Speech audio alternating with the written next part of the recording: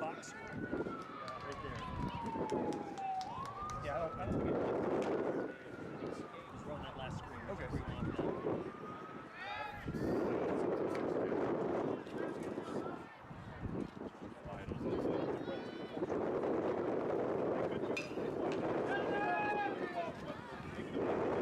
That's the difference.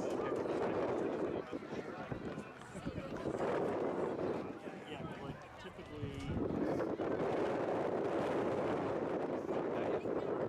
We're on video, but we're not on audio.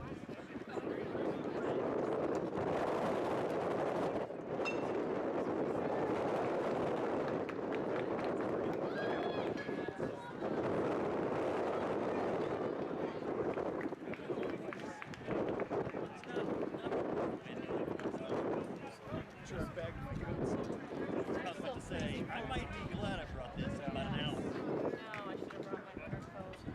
I thought it was safe to turn in my Uggs, and I wish yesterday I had that.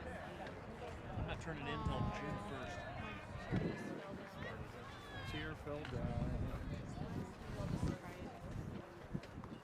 I'm still reeling from last night. Oh my gosh. Have a good game, sweetie. Oh, do we need to hang these up? Did you bring ours, or is this? I did not.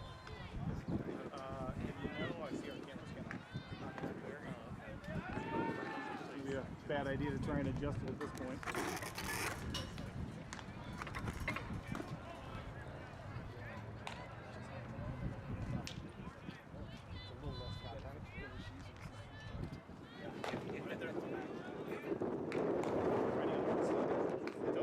Yes.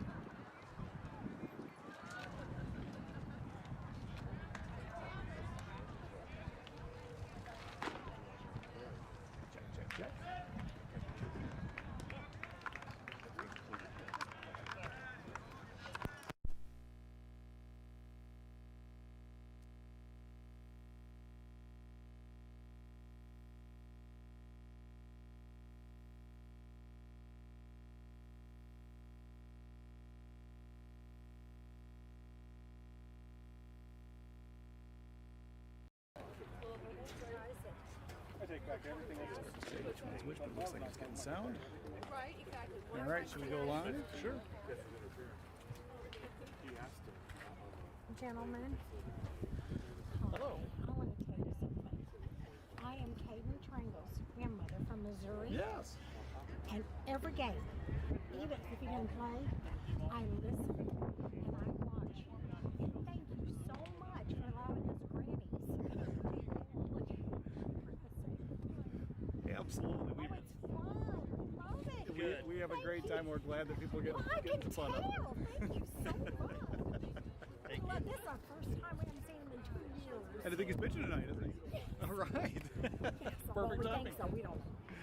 Who knows? All right, you ready to go live? Yes. Good evening, folks. It's a beautiful night at the Ash Center, and we've got two good teams playing each other tonight, Homestead Spartans and Bishop Dwenger Saints. These are two rival schools in all sports, and this will be a good rivalry game tonight. I'm Dan Palmer, and with me tonight is Craig Collin. Good to be here, Dan. Sun is out, a little bit different than last night. And you see, folks, we've had a little camera where you can see us a little bit, but we're going to turn that off now so you can see the game only. So let's get this game underway. See, our camera angle is much like it was last night. We're looking down first base line. Pretty good view of the batter. Good view of Hockmeyer hitting the first hit. Oh, it was robbed. That was a great play in right field there. He got a good hit there. That right fielder made a good play. Looks like he had to look into the sun, so We're gonna do our best to get the lineup out to everybody with positions as soon as the ice score gets going and we can start to get some idea of who's in the field. But that was traditional Nick Hockamar in the leadoff position. Absolutely, we're so used to seeing him be a first pitch twinger. He knows that first pitch is likely going to be a strike, and he's ready to pound it at a moment's notice. Carter Madison up to bat now. We all know Carter does a great job in all facets of the game, and he takes strike one.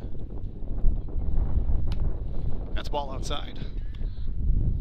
So it looks like the usual lineup for Homestead with Carter in the 2 spot, followed by Caleb Colpine, Brendan Wiegert, Luke Palmer, Micah Long, Graham Collins, Jaden Lepper, and Carter Dixon. That's a curveball. Carter puts a bat on it, but hits it right to the first baseman for out number 2. Pitching tonight is Xavier Aguilar, I think. I'm probably murdering Aguirre.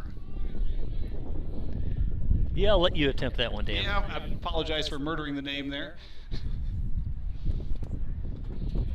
And we've got Caleb Colpine, Mr. All right, Steady Caleb. up to bat right now. I have a feeling he's about to get this game started. And he watches ball 1 go by. It was a curveball a bit low. Yeah, he's a right-handed pitcher. We've got first 2 batters hit pretty solid, so that's a good sign, even though they were outs. And I suspect we're seeing a little bit of this pitcher is pitching a little slower than we're used to, and you saw both of the first hits from lefties go right over to right field side. And that's strike 1. Big cut there. It's 2-1 with 2 outs. Top of the first in this game. And that was an attempted curveball that doesn't drop in. It's 3-1. You're probably seeing something in the background you haven't seen in a while, folks, and that is blue skies. We're kind of used to getting rained on every game, and tonight we're lucky enough to actually see some blue skies. And that's ball 4. Caleb is aboard. All right, there's a runner for us. Yeah, it's a little chilly, but we'll take it. Much better than last night. There's a bit of a breeze blowing. They're saying it's about 14-mile-an-hour wind. And I've got a message that I've got the scoreboard backwards, folks, so I thought this was going to be a Homestead home game, so we'll be fixing the scoreboard right now, so thanks for getting us that message.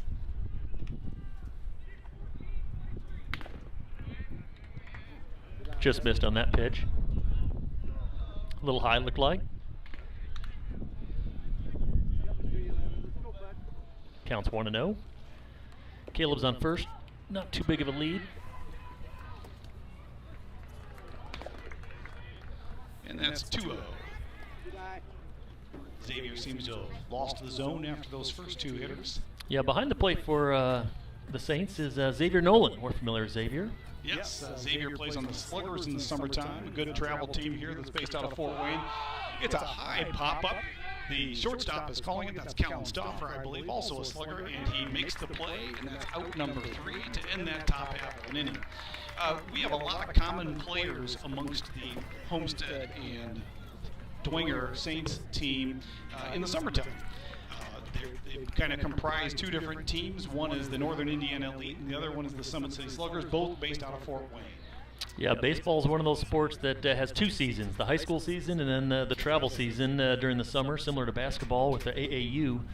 But there are restrictions on how many players from one high school can participate on a single travel team. So you do see these mixed high school teams out there, and there's definitely some familiarity between these 2 teams with players that played together in the summer now are playing against each other during high school. Yeah, by my count, I think it's about 9 players that play together in some fashion or another on those summer teams.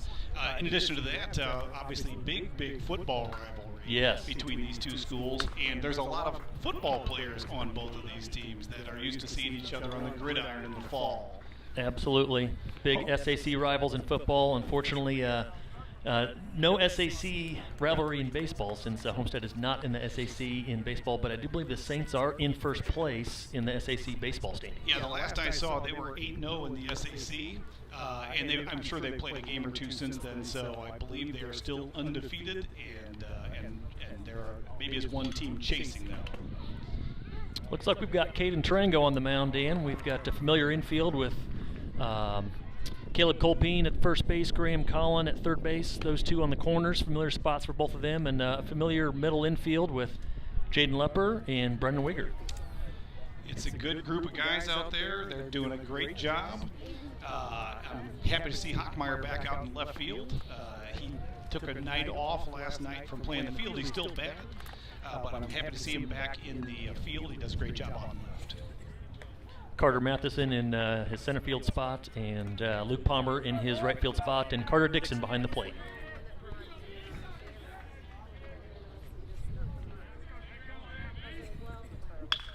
And the first pitch is fouled off. He was a bit behind that one.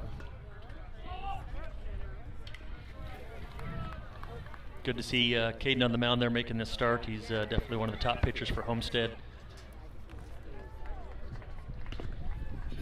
And it goes in for a ball low and outside. 1-1. No outs. His last appearance came in to close the game against Northrop over the weekend. Did a fantastic job in that role. Yes, he did. And that was a strike right at the knees. Great pitch. This is Brendan Lytle up to bat right now. He's well known in this area. He's a very good athlete. He's three-sport athlete. Multi-sport athlete, yes. Absolutely great quarterback for Dwenger. I think he broke the records for them for yards passing. And then in basketball, he's a starter for their varsity squad. And he's also on this baseball team, and he's an excellent pitcher. Plays for the Elite, as a matter of fact. Northern Indiana Elite in the summertime. Yes, he does. Now, just saw Caden drop into that sidearm. He does that from time to time, and definitely a different look for the hitters. He missed there a little to the outside, but I expect to see a few more of those throughout the game. Yep, and when he settles in, that one gets devastating. And there's another one that Brendan Lytle is late on. Still 2-2. Yeah, Caden's got a really strong fastball. He's got a good curveball. He's got that sidearm action. He can give the hitters multiple looks and try to keep them off the balance. See if he goes off speed here. And that's ball low, and the count is full to this leadoff batter.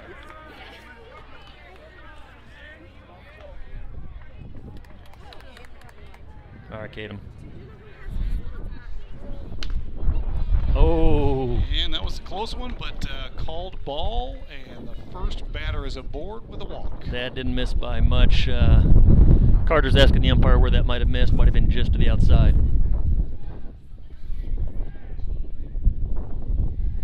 Looks like the pitcher, Xavier Aguirre. Xavier Aguirre, we'll go with that. All right, we'll go with Aguirre. Sorry if we're mispronouncing your name, Xavier. I saw that you are our latest follower today on Twitter, so I appreciate that. He shows bunt and actually bunts it way over our heads for strike one.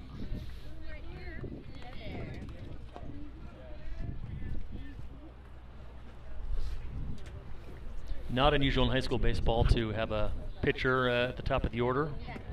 We've got several of our pitchers that hit at the front of the order, and good two-way players. Well, our pitchers hit everywhere in the order because just about every team is a pitcher. That's right. I say that a little tongue-in-cheek, but we do have a very deep roster of pitchers. And we got a runner going. It was almost a planned pitch out, and he went off the bag. Got him. Out.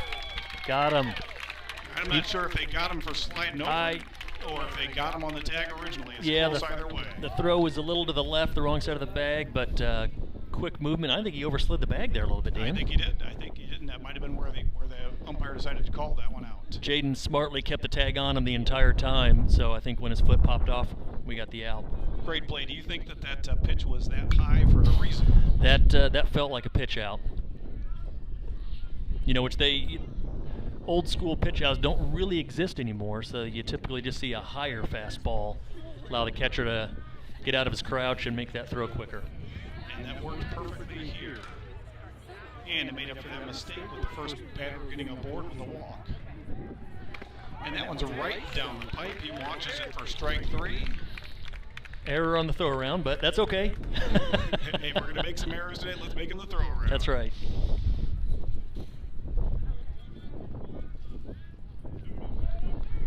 Here's the catcher I mentioned earlier, Xavier Nolan.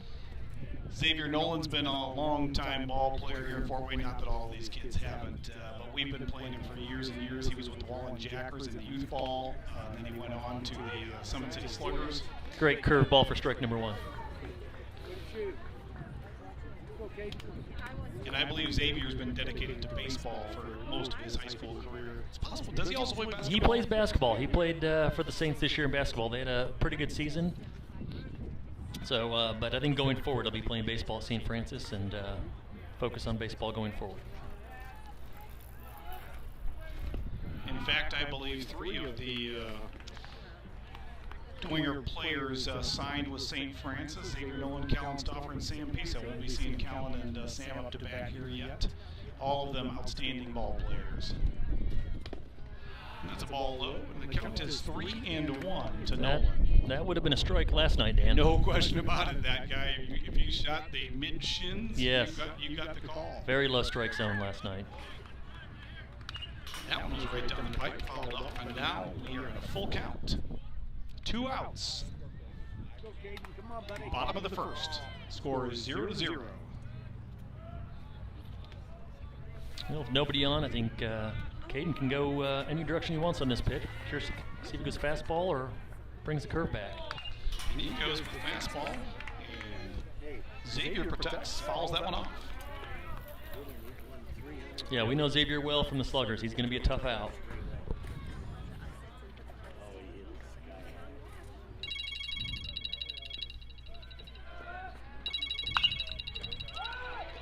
That's a high pop-up. The shortstop's going back on it, Jaden Lepper, and he makes the grab for out number 3. That one looked like he drifted over a little bit on the end. He was backpedaling, and I think that just kept drifting and drifting. We do have a breeze. Should be blowing out. According to the forecast, it was going to be blowing in, and I have a feeling we're getting protected from it by the dugout that's just down the way from us. I'm looking for a flag, and it looks like off in the distance I do see maybe moving left or right, so not from left field to right field. If you're hearing my phone ringing over here, it's because I'm getting a delivery status notification. I can't take the call right now, but they're being a little insistent. They want me to take it. Well, this might be a good time to put the word out with high school and college graduation coming up. Palmer Sports Network is looking for an intern to help bring all of the equipment in and out of the Ball Diamond. Since we don't have a home field, we're a road show. Yeah, we've got a lot of different jobs for our intern. It's not only just carrying equipment, but you can also be the camera operator, the hot dog maker, any other things we might need. Sports Network in Fort Wayne, Indiana. and boy, they really want me to take this call.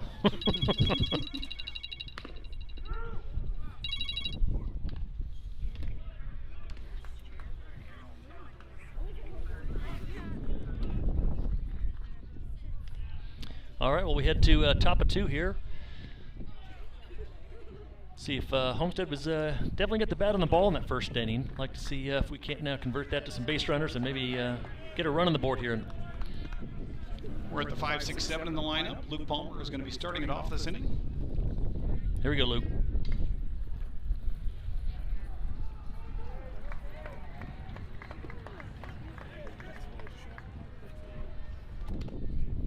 And he watches a curveball for strike 1. Little low, probably good delay off on that one, but I did not one for the first. No, probably did catch the bottom of the zone, but I don't think I'd be swinging on that with the first pitch. And he drops in another curveball for strike, and it's 0-2.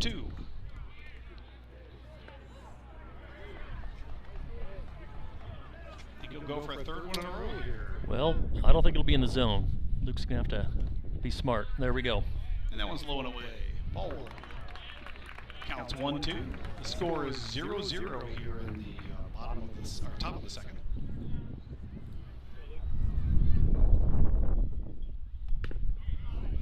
And that's ball outside. 2-2. All right, a little bit more back in Luke's favor now, so maybe we can get something over the plate here and get his bat on it. And he swings at strike 3. His curveball a little bit low, and it's a drop third, but they get him out at first.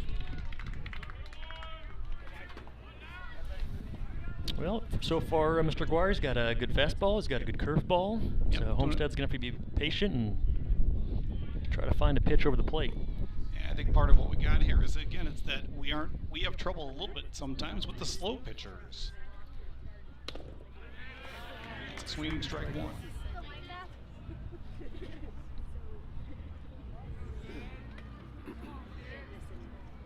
Here we go, Mike. Get us going. It's another curveball, strike 2. He's definitely got his control on that curveball. He does. The only one that's missed so far was an 0-2. He's probably missed on purpose to see if he can get a batter to chase. And he does the same Yes, he does. round of pitches as he did with Palmer. Counts 1-2. 1 out. And that sun's getting warm all of a sudden. Which I don't mind at all. And he did the same thing, curveball. I think it was a smidge high coming in, but it might have dropped in for a strike. And the second baseman's back for the out. Yeah, a lot of curveballs, so Homestead's going to have to hit the curveball here. I think that's right. Good practice, though. Need to practice the curveball, and this guy so far is a curveball pitching machine. And Graham calling up to bat. Hopefully he'll get this inning started. There are 2 outs.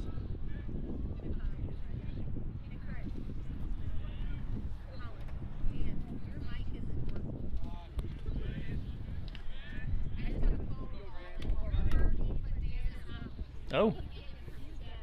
I hear it, but All right. Sounds like we've got got some technical issues, but I'm registering that I'm coming through, but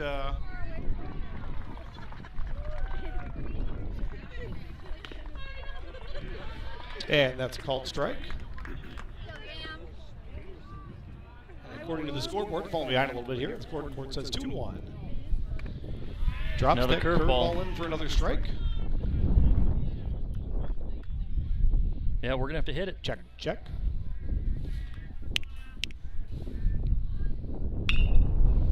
And Graham gets a hold of that one.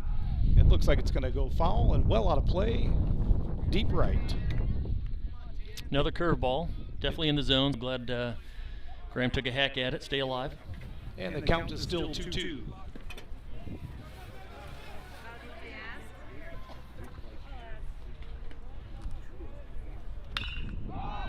Graham gets another pop-up. This one's Gonna be in close. foul territory, but looks like it's just off the fence. So he got a good bounce off the fence there. Yeah, right there at the fence line. I think the first baseman might have lost in the sun a little bit. Staying alive.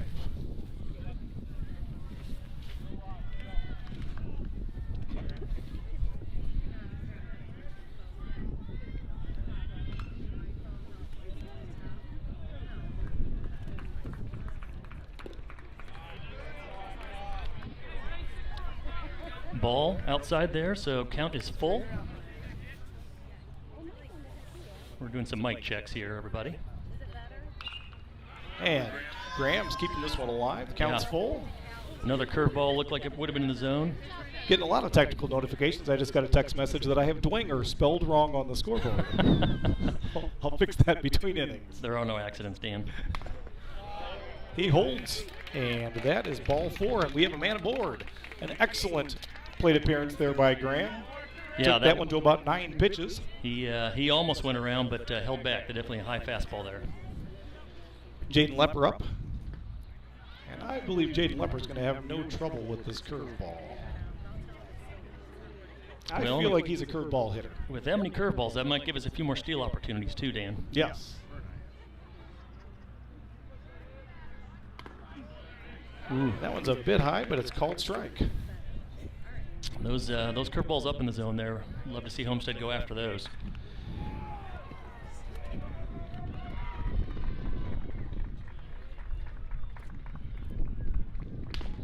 Goes fastball, but he misses for ball 1. So it's count 1-1, 2 outs. Man aboard on first.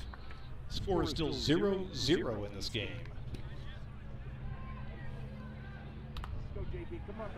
Like to see us open up a little something right now. And there's a very, very soft pickoff move to first. Yeah, I think he's just trying to keep him short, not overthrow it. Really not making an attempt to get a pickoff, just letting Graham know he's thinking about him.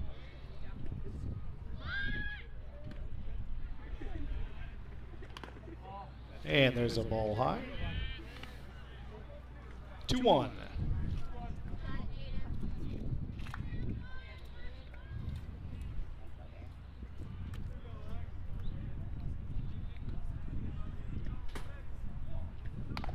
And that one's high, and that's 3-1. I notice his fastball, he seems to go a little high, a little outside on. Yeah, I would say curveball is his best pitch. So if we can get him into some fastball counts, that's advantage Homestead here. 3-1. Jaden's count here. Tips that one. Oh, no.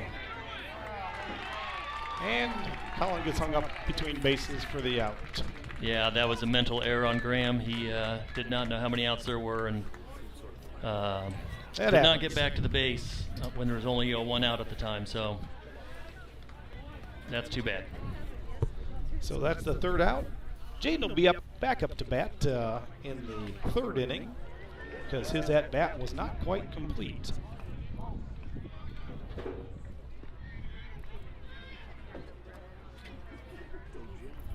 And I received a message from one of our fans that the proper pronunciation of the pitcher for Dwenger is Aggery.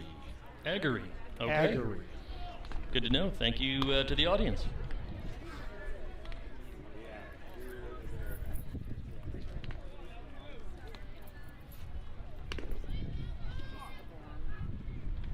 And I'm correcting the spelling of Dwenger here. I have a feeling that that was a spell check problem. That's what I'm going with anyway. There you go. And so now the sun is fully shining on our backs. The wind is gone. I took off my Yes. coat. It's a nice evening out here. Pleasant to have. We haven't seen much of this yet this year. No, the weather's definitely improved. Homestead baseball a little sluggish right now, so hopefully they can catch up with the weather. Yes, yes.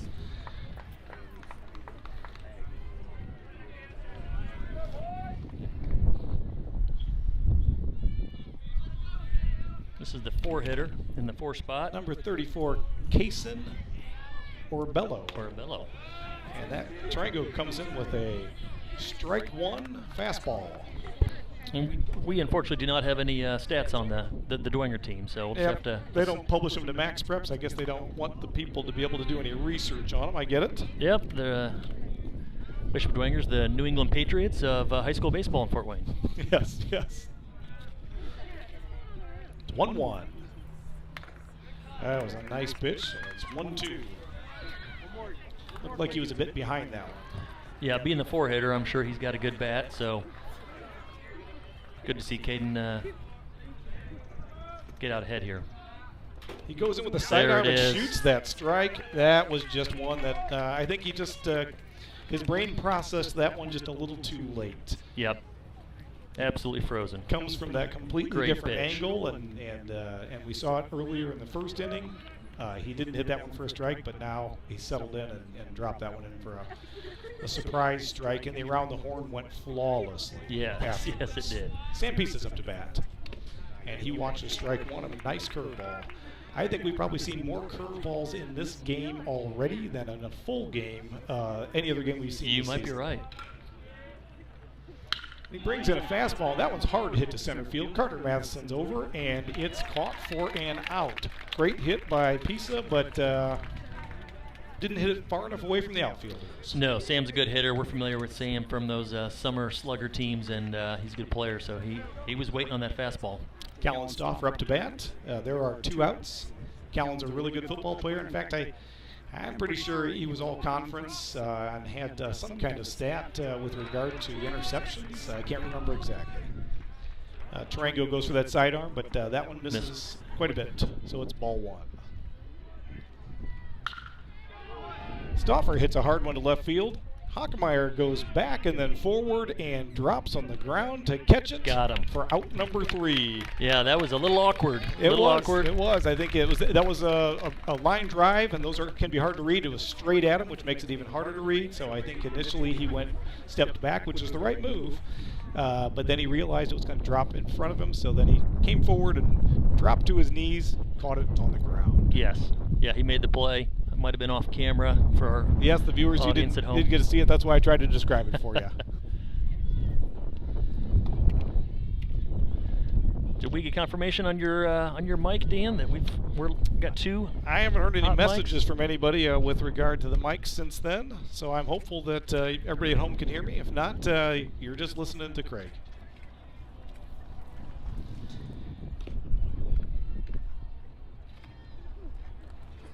All right, I did get a confirmation text a few minutes ago. They can hear us both. So hopefully that was a short-lived problem. I did get another message that the video is freezing up a little bit. Yeah, and that's unfortunately one that we can't do much about on our end. It's just we're using our cell phone as a hotspot, and so we get what we get. Even though I see a gigantic cell tower right center field, it's probably 500 feet from us. It might not be able to provide all the throughput that we need. And as we said, Jaden Lepper was up to bat when that last inning ended, so here he is as the leadoff in this inning. And he smacks one into right field. The right fielder first starts off to his right, then he curves over to his left. I think there was a lot of tail on that ball, but he gets under it and makes the catch. Very nicely struck ball, unfortunately just not far enough away from that outfielder. Yeah, it looked like same type of contact that those two Dwenger hitters had, which is struck well, but right at that outfield depth. Didn't have to move a whole lot, but still a well-struck ball. Yep, Carter Dixon's up to bat. He's the 9 hitter today. And we see Hockmeyer, the #1 hitter, on the on-deck circle. Curveball, shocker, for strike 1.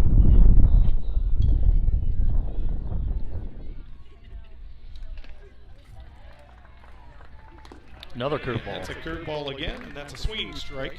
Strike 2.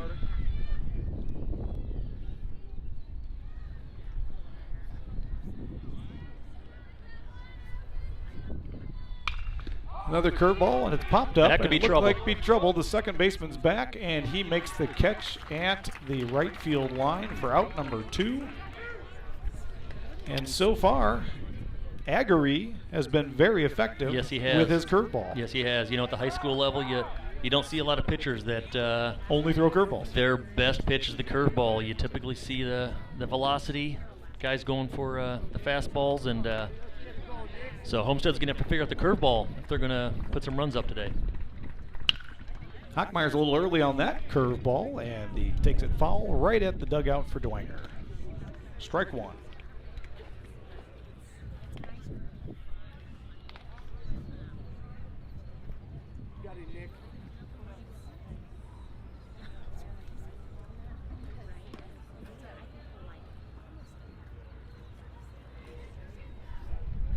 Here's the pitch. Hawk holds, and that's ball 1 low. Yeah, he's done a good job with that curveball, keeping it low so it's in the zone right until about the last 10 feet and then drops to the bottom. There's a fastball, and Nick fouls that one off down the first base line. Counts 1-2. And there are 2 outs on the board. It's not an overwhelming fastball, but when you're timing out curveballs, it's going to definitely give the hitters some problems. Yeah, I'd love to see the gun on all of these pitches. I wonder if he's hitting 80 with his fastball. Hawk spoils that one. 1-2. That one got by Xavier and hit the umpire, but right on the pad, so no problem. The pitcher wisely saying to the umpire, my bad. And that one's rolled over by Nick. Goes to the second baseman, to the first baseman for the out, and that is the end of that inning. So far, after 3 innings, Homestead has been unable to really get runners aboard. No. Have we had a base runner yet, Dan? We've had 2 base runners. They were both walked. That's right. So. And then we had a base running error. And then we had a base running error to make up for that walk. So far in this game, there are no hits by either team.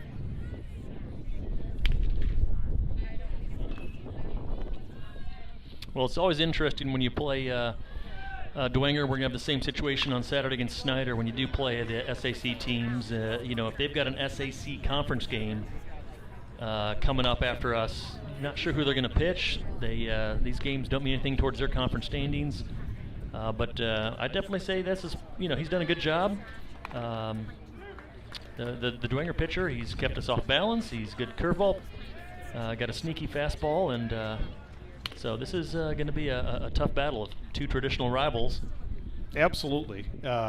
and you were talking about Dwenger having other games. I looked at their schedule, and if it's right, they are playing 6 games in the next 4 days.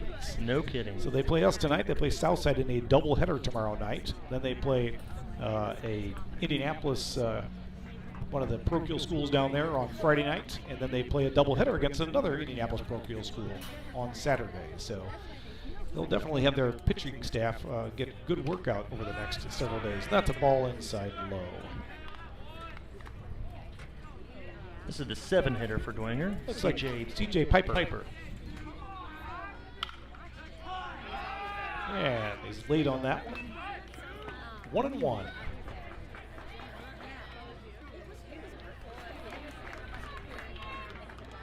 Durango shakes off the side. He fires one low and away. 2-1.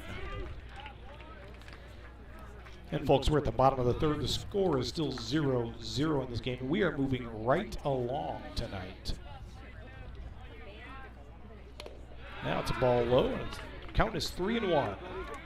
All right, Caden, bear down here.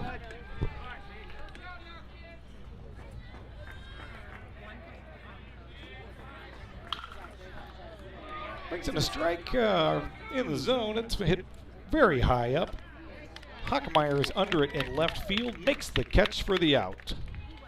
That was a major league pop-up there. Yes, it was. That had a lot of hang time. That crosswind, which I do think is moving kind of from left field to right field. So, but Nick got under it and moved his feet well to make the routine catch. And we're at Braden Thomas. That's a curveball high for ball 1. Braden's our right fielder, made that good diving catch in the first inning. Yes, he did. He robbed a hit on that one. That's a fastball down the middle. Carter Matheson's under that in the outfield, and it is an out. Defense is doing their job. There are 2 outs. Yeah, a lot of fly balls, but they're not carrying, are they? No, they aren't. You're going to have to pound it to get it out of here today if you want to. It's Brock Stouffer up to bat. And he watches strike 1. This is the 9-hitter.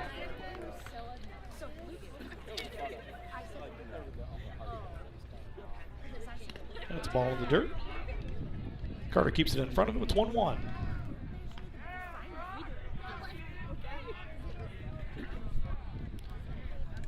Dan Caden's got a red and black glove.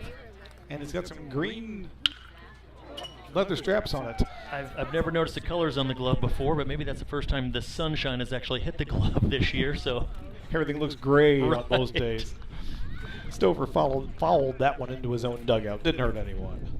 And the count is 1-2. 2 outs in the bottom of the third. Nobody on. All right, Caden, get him here.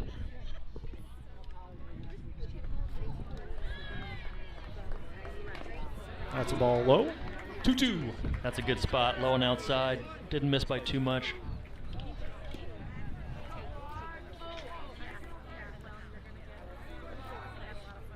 And nice. he gets him with a fastball, strike 3 to retire that side. Dwenger has gone through 9 hitters in the first 3 innings, so they've gone down 1, 2, 3, 1, 2, taken off the bag on their side, I believe. Yeah, that was actually the first inning. That's right. We walked the first hitter and picked him off. 2, 3, and then 1, 2, 3, 1, 2, 3. Homestead has gone through 10 hitters, and so I believe Carter Matheson is going to be up to bat.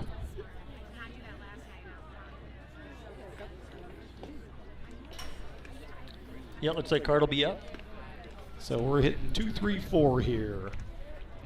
Well, this is everyone's second opportunity to take a look at the Bishop Dwenger pitcher. So we'll see if they can get any hits off the curveball second time around. I think it's being patient, waiting for it, and then unloading on it. But that's all those things are so hard to do. Yes, they are. And really in the off season, most of the hitters and most of the training, it's rarely against a curveball. So it is That is absolutely a weapon. Yep. And even when they turn the old hack attack machine up with curveballs, they usually have it set at about 80 miles an hour or 82 miles an hour for those curveballs. I don't think these fastballs are coming in at 82 miles an hour from this side. Yeah, they might not. It's different speed, but it's accurate and plenty of spin. And spin rate is another factor, not just velocity. And I'd be willing to bet he's got a pretty high spin rate. There's some movement on these curveballs. He's doing a great job. So Carter Madison up to bat. We are at the top of the fourth. The score is 0-0. There's not been a hit in the game. Let's see if Carter can spoil this no-hitter. Yeah, that was a fastball at the knees, a little below the knees. Last night was a strike, and Today's ball a ball tonight. And he goes for another one. He Two in a does. row, misses twice, so it's 2-0. Wonder if we'll see a few more fastballs second time through the order. Well, it seems like this, at least with Carter so far, he didn't open up with the 2 curveballs, and I have a feeling he was afraid that maybe Carter's going to time him out on this one. Yes. And he goes for the 3rd one in a row. Yeah, all 3 in the same spot. Showing a lot of respect to Carter, and that's wise. And that's it for strike 1. Looked a bit high, but it was called strike. Get the benefit of the 3-0 call, I think, right. on that one. Everybody assumes it's going to be a strike. Carter's still way ahead here. And Carter hits one There in we the go. hole between first and second, and he's aboard with the first hit of the game. There goes the no-hitter, folks. Now let's see if we can ruin the shutout. That's right. That's right. Good. Always good to get the leadoff hitter on base at the beginning of an inning. So Mr. Colpine at bat now. Not a bad option when you have a runner on the bases. Yeah, absolutely. What was that pitch that Carter hit? Was that a curveball? Or did he go for a fastball again? That's a good question. Not sure, Dan. So Carter on first. He's got the 2nd most stolen bases on the team. Drops a curveball in for strike 1. That ball just comes in slow. Yes. And this is getting another call about a delivery. Ooh. He was close. Fouled that one off. Took a nice hack at that one. Yes, he did. Again, this pitcher's doing a great job of keeping the batters off balance with his different speeds here. And the count's 0-2. No outs.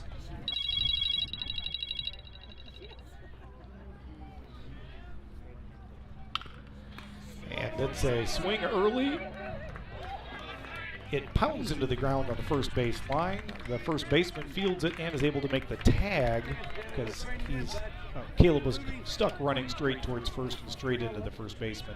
But it moved Carter over to second, so we got Carter in scoring position with 1 out. Yeah, we did get Carter moved over. That was an interesting play. The first baseman, I think, did a good job of grabbing it before it went foul. It looked like he was going to head foul after it hit the turf, but he grabbed it just in time to be able to make the tag. Brennan Wiegert's up to bat. Come on, Brennan. And I think Brennan's going to get the hit that's going to score the first run right here.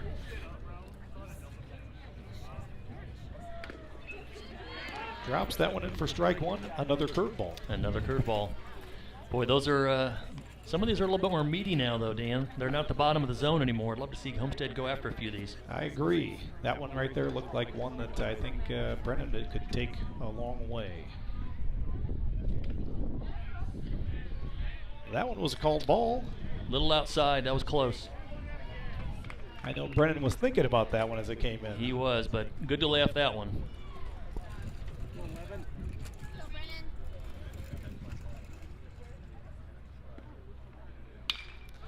Brennan hits a high fastball. It's in the gap, but I think is. the fielders are over. Nope, It's they down. They missed that one. The center fielder dove at the last second, but missed it. Right, advances Carter to third, and that's runners on first and third. Yeah, that's probably because of the wind. It kept pushing it more towards right field. Center fielder thought he had to play on it and called him off, but right fielder would have been the better option there. But that mistake is our benefit. Good hit in the gap. We'll take it. Absolutely. So we got 2 aboard on first and third. Carter on third, and he's fast. Brennan on first, and he's fast. I wonder if they're going to move Brennan over to second relatively quickly here. Luke Palmer up to bat. Yeah, since he doesn't have much velocity, I'd love to get him I'd over to say second. Luke's due here. And that drops in for strike 1, and Brennan moves over. I'm pretty sure Luke had the the take signal there to allow Brennan to get to second base. And so now we get 2 runners in scoring position. Luke's 0-1, 1 out. I like that right center gap again. Luke's been there lots of times this year. There goes the bunt. It's a suicide squeeze, and it is perfectly laid down. Oh, and an error. And an error at the throw. And 2 runs score. And Luke Palmer will have his 97th reached on error. You know what, though? What a call by Coach Bile. That was a suicide squeeze. Carter was in full motion coming to the plate here, and great job by Luke to get his bat on the ball because Carter was fully committed. We saw it coming out of the corner of our eye over there. And Brennan was rounding third base. He was coming as well. That is a set play by Homestead. They did a great job. Scored 2. And now Luke plays with these Dwenger guys, and they're all expecting Luke to steal, but he's not going to have to. Yeah, Luke did an outstanding job laying that bunt down. And Micah hits one over the third baseman's head. Line drive, moves Luke over to second. And we still have 1 out. We've got 2 aboard. We've got 2 runs scored. And Graham calling up to bat, and he has been pounding the ball. Not a lot of luck with where the balls were pounded last night, but I fully expect that luck is going to change right here. And I have a feeling this pitcher's a little rattled. I would say so. Let's see if we can keep it going here. His no-hitter and his shutout both evaporated very quickly there. Ball 1, low and outside. I don't think he's feeling as confident in his curveball now. Yeah, I haven't seen quite as much of that. That was a fastball. Nope, back to second on a pickoff move. Not even close. Yeah, it didn't look like middle infield was on the same page as the pitcher on that one. So Luke and the shortstop are laughing over there. Callan Stauffer, they played together in the summer, and Callan Stauffer watched Luke steal 50 bases last summer. And that's a ball high. And so Callan's wondering, because he saw Luke steal third quite a few times, if and Xavier Nolan behind the plate is wondering the same thing. That's right. Now Xavier's an excellent catcher, and I know Luke will respect that if he tries to go to third. Curveball, Graham fouls that off. That was right in the heart of the zone, though, so. Good choice. Yeah, good swing by Graham there, just a little under it. Counts 2-1. Like to see one get away here. Xavier's a great catcher, though, so I doubt it's going to happen for us. And that's ball high, and it is 3-1 with 1 out. Men on first and second, and I think the pitcher is thinking right now, I hope I don't walk him loaded right now.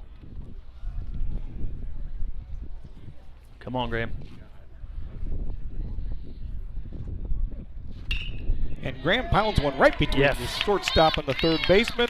A run is going to score. There's Palmer coming in, and that is a great single RBI with 2 men still on. Still 1 out. Yeah, that was a good at-bat. Hit it right between third and short, his 2 summer teammates, Sam and Cal there. That's right, I forgot to mention that. The batter of that in that play was also a slugger. I wonder how many sluggers were on the field at that moment in time. A lot of sluggers on these 2 teams, and Northern Indiana Elite. Yes, and a lot of them going to play baseball in a lot of different places. Yeah. And it looks like the coach has decided that Xavier has seen enough on the mound today. I'm guessing he's figured that the Homestead batters have caught up to him. Yeah, I got the whole infield on the mound with him. We'll see what the decision is.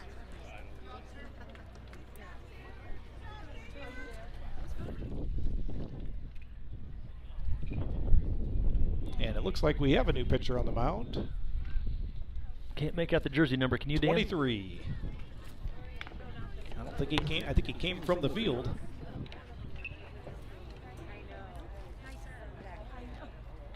How about 22?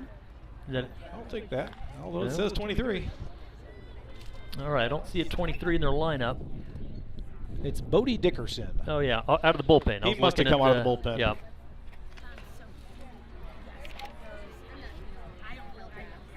Got the eyeglass carousel going here, from sunglasses to readers, trying to figure out who's on the mound.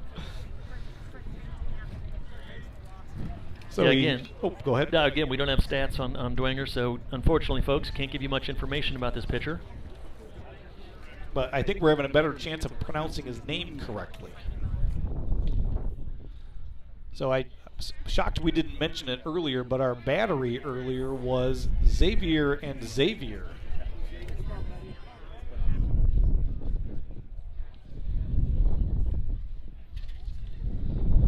And I think I just inadvertently killed the stream.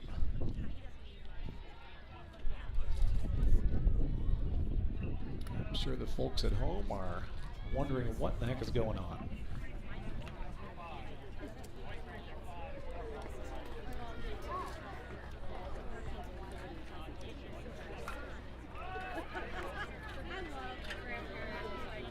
And I believe we're back live. Are we back?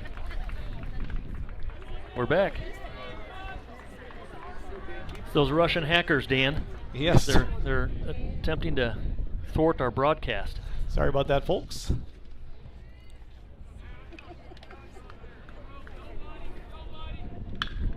Jaden hits the first That pitch. could be in the it gap. could be in the gap. The center fielder is racing over, but that one hits the ground. Or did it hit the ground? Yes, it did. Yes. Run scores. No, run doesn't score. Sorry. Run does not score. That's a long single. Unfortunately, it was Everybody had to hold up. They did. They the two base runners had to wait just enough to make sure that got down, that they were held up. But Mike at the third, Graham to second, Jaden to first. Great piece of hitting. Line drive into the gap. Yep. Well, not quite a line drive, just up a little bit, but great hit. And welcome to the game, Mr. I've already forgotten his name, Dickerson.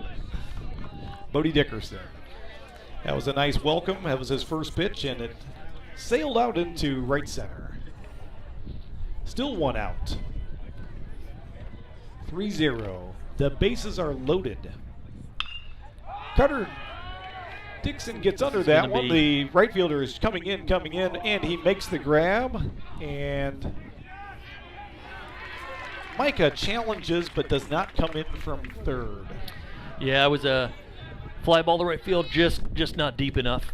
Micah took off, but a good throw, and he definitely would have been out if he would have gone for that. So good decision to hold back and see if we can't score in another way.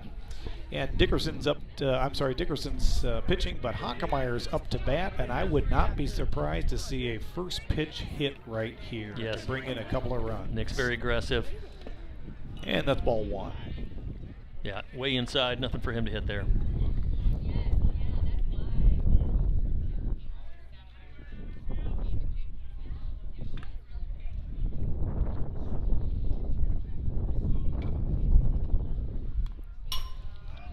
Check swing, Check foul. swing when he just puts a piece of the bat on it. And you saw the grimace on his face. I'm sure maybe the folks at home picked that up on the camera. That was I can't believe I did that. Oh, man. And the count is 1-1. You got it, Nick. No problem. There you Let's go. go, Hawk. Light him up. And that's a called strike. It was a little bit on the outside corner. Curveball on the outside. His curveball does not have as much bite as the first pitcher for Bishop Dwenger, so I don't think he'll be able to have as much success, but did catch the corner there. 1-2, 2 outs. And that one's outside. Ball two. It's 2-2. The score is 3-0. We're in the top of the fourth here. The dam has broken open, and we'd like to see a lot more water pour through it right now. Come on, Nick. Here we go. And he smacks one. The first baseman dives but is unable to get it. The second baseman actually gets a glove on it on the hop. 2 runs are in. Men on first and third. That is a base hit with 2 RBIs. An absolutely fantastic piece of hitting by Nick Hockenmeyer. But what else do you expect from Nick? Absolutely. He's the leadoff hitter for a reason. Puts the bat on the ball a lot and came through there in a bases loaded 2-out situation. Dwenger was really looking to get out of there without too much damage and unsuccessful.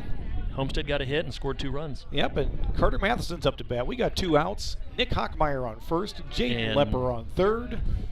Carter Matheson at the plate. Be a nice What do you time. think, Dan? Nice time to get one. And that one's called a strike, and it looked a bit outside. Carter gives a little shake of his head there on that call.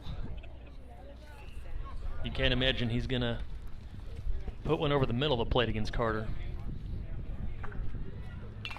And that one's a little bit high, but Carter takes a piece of it, and it's 0-2. Carter's got to protect now. You know, I think in most situations you see a steal opportunity with runs to first and third, but I don't think Homestead's going to chance it. They're going to let Carter do the work with his bat. And there goes the steal. Just when you say that, Carter hits a hard one to center field. The center fielder looks like he's going to be under this one. He is, and that's an out. But the damage is done, folks. 5 runs up on the board, 5 hits. Homestead has broken this one open and sat the starting pitcher down, and we are on our way. Yeah, well hit ball by Carter. I just think he missed the sweet spot just a little. We're seeing a lot of that today, so I don't know if it's the atmosphere, Dan, or the balls they're not carrying out there, are they? No, they aren't. We haven't seen a ball yet that really has gotten out as far as you might expect some of these hits to go. In fact, I think even the outfielders are a little surprised. They're thinking they're going to go further than they are, and the outfielders end up coming in on balls rather than going deeper. I don't know if we're just not picking up on some wind out there because of our location. Actually, I'm now looking out and I see a building over there with a flag, and there is a good wind blowing straight across from left to right out there. So I don't know if that's affecting the flight of these balls, if there's something to do with the temperature and the humidity. Who knows? But so far, we haven't seen anyone really pound one. Yeah, and if a well-hit ball by Carter Madison can't get over the center fielder's head, there's definitely something in the air. Something's in play there. And Tarango still on the mound here, bottom of the 4th. He has had a masterful performance. In fact, he's only faced 9 batters so far. So Dwenger has the top of their order coming up. I'd love to see him sit him down 1, 2, 3 again.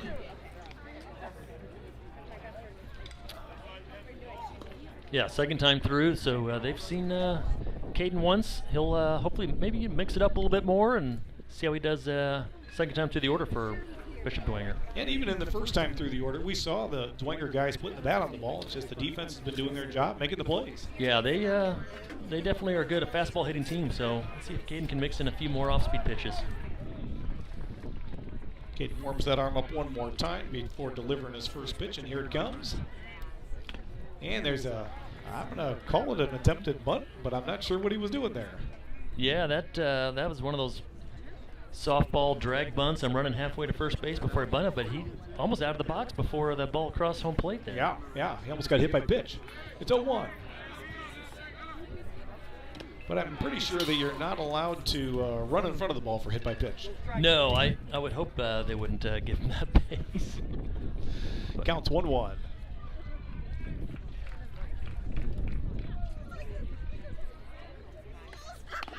And that's ball high.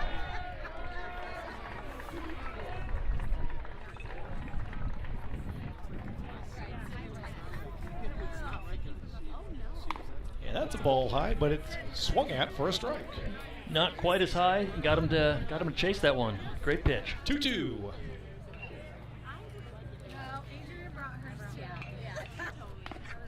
And that one's high and away. And the count is full to the first batter. Yeah, just missed outside on that one. And this is Brendan Lytle. He walked his first at bat.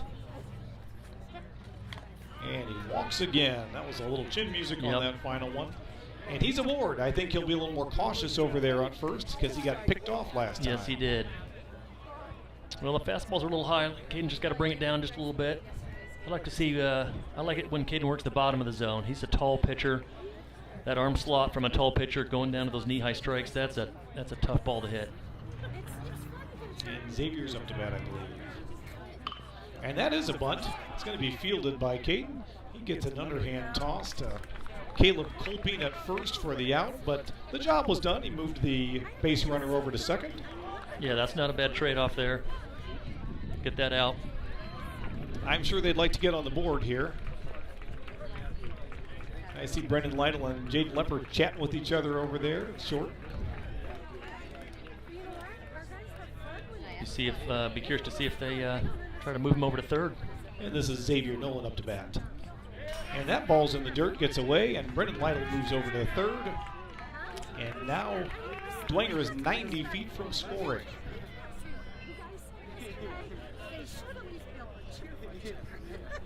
Yeah, those balls, when they hit this turf, they just skip, don't they, Dan? Yeah, they do. That one did. That was fun. Can't have another one of those now. You guys had a good hunt for that. Yeah, no, I, Very patient. Lytle's taking a healthy lead. Xavier Nolan taking a healthy hack. Fouled off, and the count is 1-1 with 1 out in the bottom of the 4th. 1 aboard. All right, Caden, come on now. Caden shakes him off. I see Lytle coming in hard, and he goes diving back after Carter threatens to throw down to third. Yeah, with Carter's arm, I think he might have had him. Yep. I know we don't want to throw in a run, but And the count is 1-2. Brendan faked the steal since Caden's working from the windup. And I wonder if Xavier was thrown off a little bit by that. And that's hit by pitch. Well, I'm not so sure. Yes, it is. Hit by pitch. And there's 2 aboard, 1st and 3rd. Nothing hurt, Caden. You got it. And this is Casey Marbello up to bat.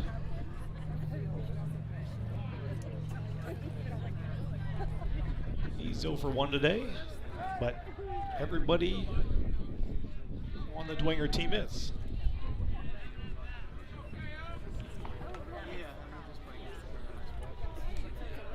Except Lytle, who's 0 for 2. Or no, 0 for 0.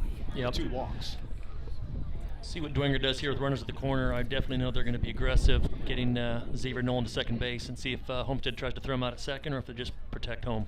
I see Graham Collin, the third baseman, playing up a little bit. That one's a high fly. Graham was under it, makes the catch foul, and there is 2 outs on the board, and the base runners were trapped with nothing to do. Yeah, that's a great play. That's a tough spot over Very Graham's tough head. spot. Thought that might be deep enough Jaden could get to it, but Graham ran it down. Yeah, he did a nice job, but he caught that one looking back over his left shoulder. Not an easy catch. I wonder if that sun could even have gotten into play on that one a little bit. Sam Peace is up to bat. Always a dangerous hitter. There are 2 outs, 2 aboard.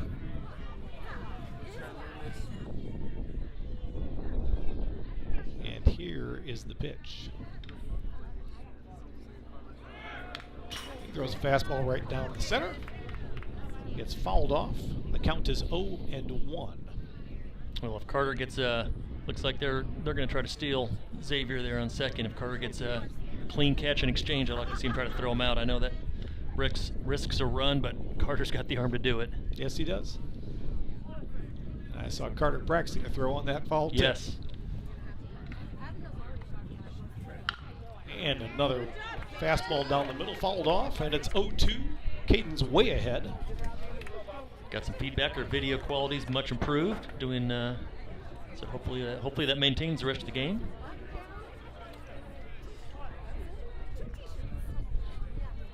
Here we go. It's 0-2, 2 outs. And Xavier's going. I'm kind of surprised that we didn't try something there.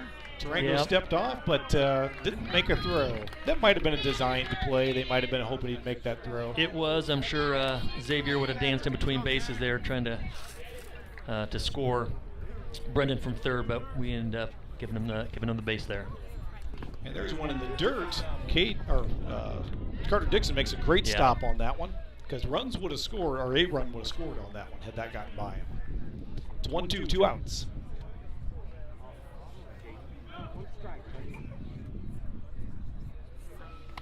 That's a high one. It's 2-2, 2 outs. Yeah, he was definitely trying to get Sam Pisa to chase high there, but just too high. Yes, wasn't tempting. Caden shakes off 2 pitches. Goes for the sidearm. Yeah. It goes in low, unfortunately, for ball 3, and the count is full. All right, big moment in the game here, Dan. We've got full count, 2 outs, runners in scoring position. Sam Peace at the plate, but Caden on the mound. Let's go. And that one's high for ball 4. The bases are loaded. And Callan Stauffer's up to bat. I believe he flied out last time up to bat on a first pitch. Wouldn't mind seeing that right now. No, the good news, at least there, first base was open, so it didn't no harm at this point. We just got to get this out now. Force at every plate, and that's strike one watched. That's a great spot. Those knee-high strikes from Caden are tough, even if they get the bat in the ball. Those are ground balls generally. And there's a grounder to third. Graham makes the throw to first. It is bobbled. 1 run scores. 2 runs score. The ball's being thrown around a little bit, and the base runners advance to second and third. I think Graham might have been able to tag the base runner. Yeah, on that one. I think he hesitated there because I think he realized he could have made that play, and then had to make the hard throw to first base, and it skipped off his turf. Which normally you get some good balls that are clean to skip, but that one did not. So error on Homestead there. And 2 runs are scored. So the shutout is gone for both teams. It's 5-2. And we've got 2 on, second and third. Piper's up to bat, and he hits one in the hole between first and second. That's the first hit of the game for Dwenger, and 1 run's in, and the second run's coming through, and the score is 5-4.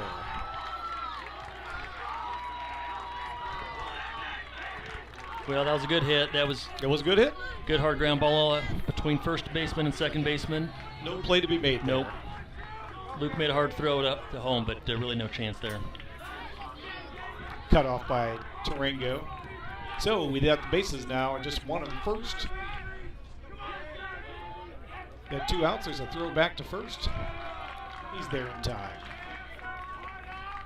Homestead needs to settle back in here.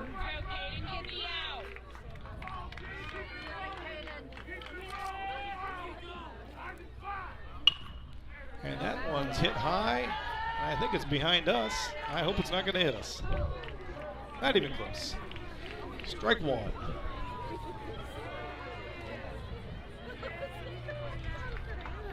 So this this 4th inning has been eventful for both teams. Yes, it has. Homestead still needs to get that last out. And that one's popped up. It's over the first baseman.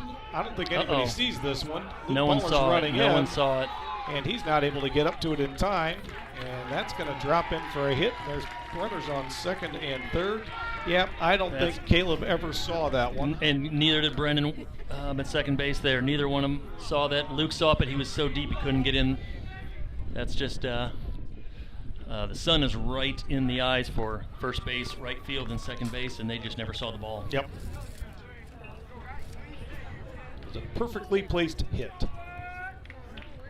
And with 2 outs, those runners were moving, so.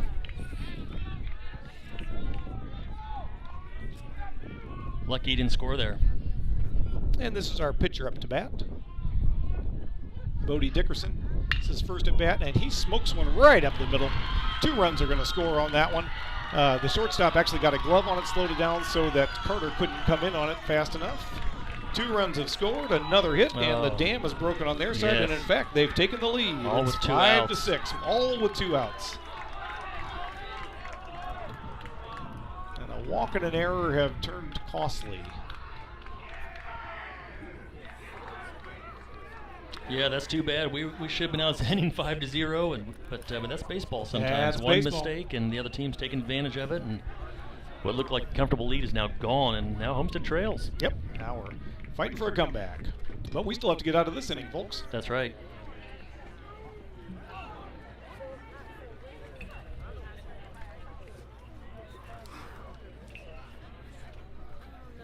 Lengthy mound visit there, but I don't think they're making a pitching change. Just a discussion, trying to settle them down at this point, I think. Think they're buying some time? Think I got anybody warming up in the bullpen? Well, yeah, we're cut off from the bullpen, so not really sure, but I think this is a settle down, boys. Let's just get this last out. Lots of baseball left to play here. It's only the 4th inning. Yeah, that was a tough play. Brennan made an attempt at it, got his glove on it, but it was a diving attempt, and it was a great great attempt to try and knock that one down. Unfortunately, what he managed to do was tip it off and change the direction and keep it from Carter from getting in time, or it going out to Carter in time, so Carter could make a throw home and maybe stop one of those runs from advancing. Yeah, great effort. Just that happens. It does. It is. And so we're back to the top of the order. So at the beginning of this inning, we were talking about the fact that they had just gone through their order. 9 batters in the first 3 innings, and now in this 4th inning, they have gone entirely through the order, and they're back to the top of it. Yep, this has been a big inning for both teams. Homestead's got to get this 3rd out here. Come on now, bear down. And that's strike 1, 2 outs. Runner on first. Pickoff attempt back to first. He's back in time.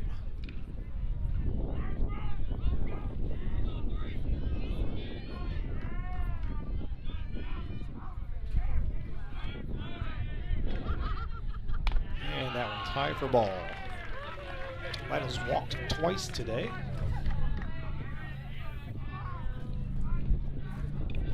Keep it down in the zone, Caden. Bear down, you got this. Is Lytle going to play college sports somewhere in something? You know, I do not know that answer. It's ball too high. 2-1's the count.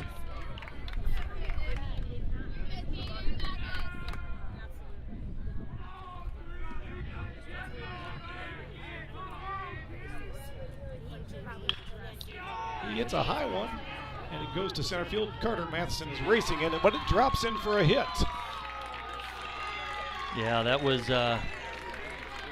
again, it just dying out there. It did. It hung up there, but it just wasn't going any further out. No, I thought it would have been a routine fly ball and ended up really dying and not getting too far past the infield. Yeah. And so that's another hit. And we've got runners on first and third again. And here's our original pitcher, I think. That's correct. Xavier Nolan. And he swings at a high one. That is strike 1. Yeah, we'll take that. That was definitely high and out of the zone, but I think Dwenger's feeling good right now. They're going after our pitches and trying to hit in another run here. And there's somebody coming from second up. Got him. Out at second. Attaboy, Carter. Interesting that they decided to do that and end their rally with that. Well, you know, I don't think they expect too many teams to go for that. Go for the out there at second, knowing there's a run at third. A lot of teams will just concede, but Carter's got an arm to do it. So yeah, Carter made a great throw into second, in time for the out, and finally Homestead gets out of that inning. That was a tough one, though. We were close to getting on that inning, and just bases were loaded. But we had a play, and you know, errors happen in baseball. And oh yes, with the bases loaded, that was a costly error. But there's still a lot of baseball left to play here. So yeah, if I'm not mistaken, we scored our runs on 2 outs, our 5 runs. That is and correct. They scored their 6 runs on 2 outs. So far the teams are sort of matching each other, tit for tat in this game. And Caleb Colpine, I think, is our leadoff. Well, Caleb would be a good guy to get the bats going for Homestead and put that inning behind us and see if we can't tie it up here, or maybe even take the lead in the 5th. Yep, if anybody's going to get one started, it's going to be Caleb.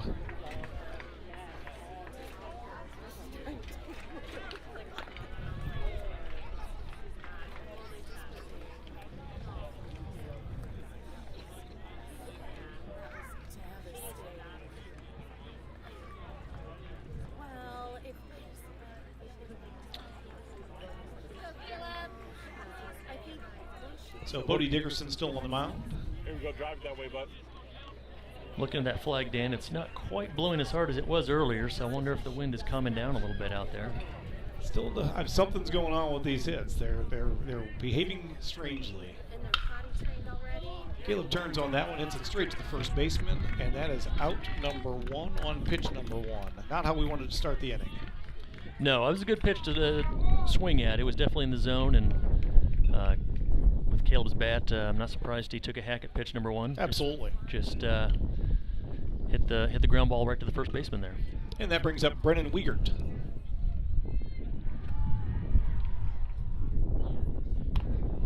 That's ball high.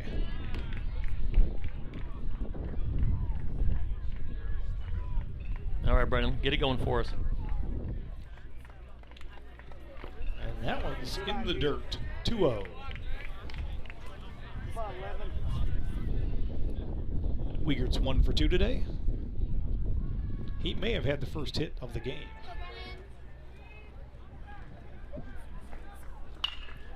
He hits one to the third baseman, Sam Pisa.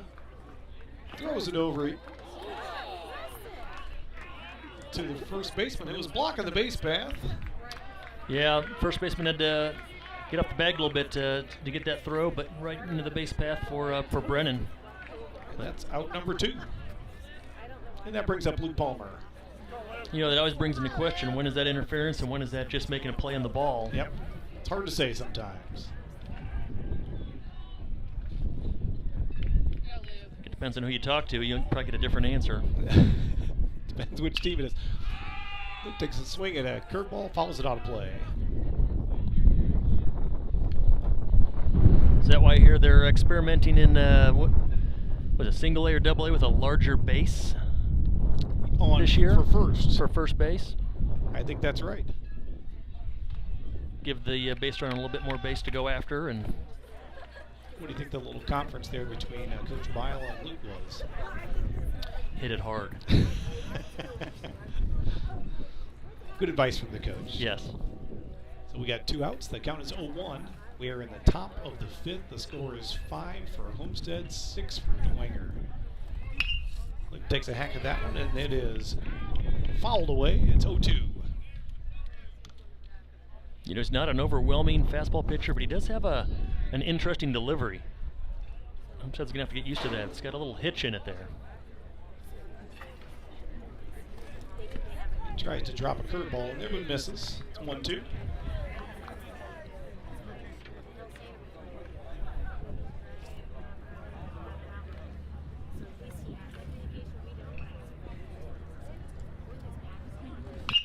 And Luke hits a high one to left field. The third baseman tries to make a play on it, but it gets by him, and it is a hit on board. Yeah, hard hit ball, just like Coach Bile ordered. Right by the third baseman. That's a hit. They better not give him an error on that one. That's a hit. And Micah longs up, and Micah hit a good one last time, and I think it'd be a great time to start another 2-out rally, just like the last inning. And I think Luke is thinking about stealing. Micah hits the ball on the left, but it's straight at the left fielder for an out. Yeah, another hard hit ball, but just not carrying and right to the left fielder there. Yep. Made an easy play on it. Starting to wonder if you start to bring the outfielders in today. I was thinking the same thing. It's maybe 10, 15 feet shallower than you normally play. Yep, I think it's probably cost us a couple of hits that last inning, having our guys playing as deep as they're playing. But who would know? Because there's, like we've been saying, there's something odd going on with the atmospheric conditions out here. We need a meteorologist to explain it to us, possibly a physicist. So Tarango's still on the mound. I have a feeling they're going to try and take him through 5 today. Yeah, you know, you talked about Dwenger's schedule. Homestead's got several games on their plate as well. They've got a little bit of break until the weekend.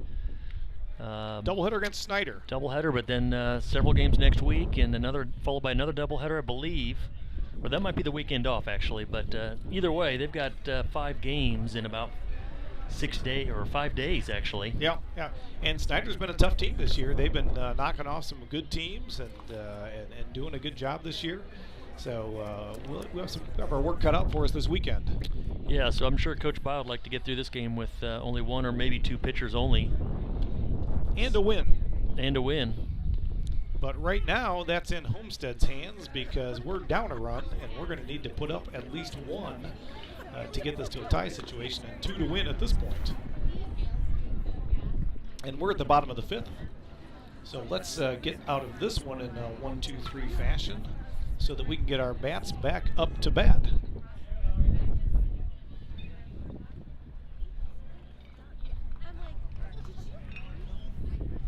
And Aggery's back up to bat. As you recall, he was up to bat at the end of the 4th when there was a attempt to steal second that was caught stealing due to the excellent throw by Carter Dixon.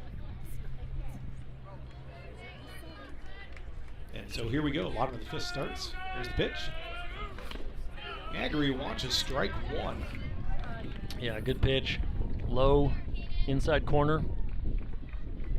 Be a tough one to get a bat on.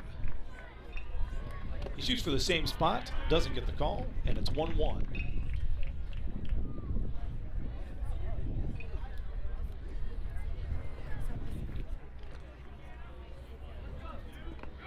Goes for the curve, drops about 55 feet, and that's ball two. It's 2-1.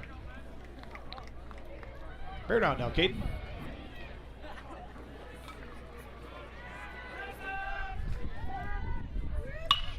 He smokes that one to right field, and a ball comes onto the field from a neighboring field. So we've got two balls on the field at the same time. Luke Palmer throws it to the cutoff man, and a man is aboard.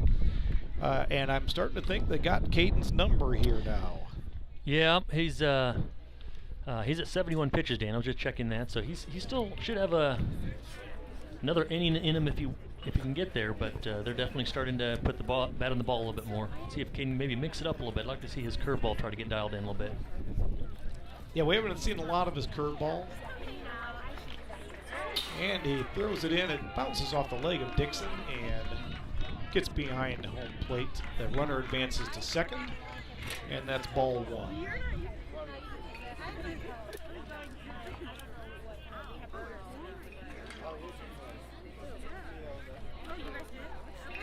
All right, Homestead's got to bear down here a little bit. And there's a bunt. And it looks like it's going to be one that's going to end up with a successful bunt. It was not a sacrifice. Now there's runners on first or third. That one just rolled a little too fast for the pitcher and a little too slow for the third baseman. Yeah. And Dwenger, that looked like a set play. Dwenger was stealing on that from second, trying to get our third baseman Graham to stay at the bag, which he did. But then the bunt got down and got too far for the pitcher. So that's a well-executed play by Dwenger. Yep, runners at first and third. And we've got a hitter that I don't know that we've seen before. Number 26. There's a pickoff attempt to first. We need to increase the font size on this, Dan. Looks like Bo Jackway. And that's a name I don't think we've said today, so I'm going to say we haven't seen Bo yet today.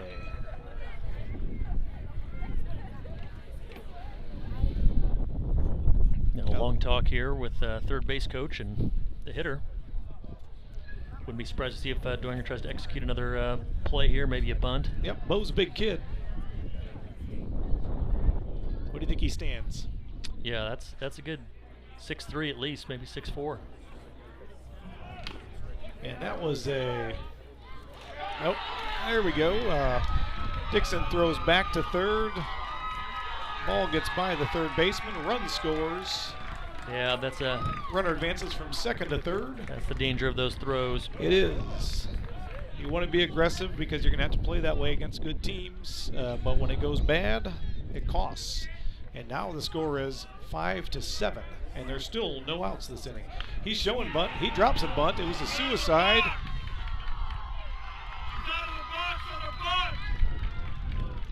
And we hear the crowd mentioning the fact that the batter left the box when he actually bunted the ball.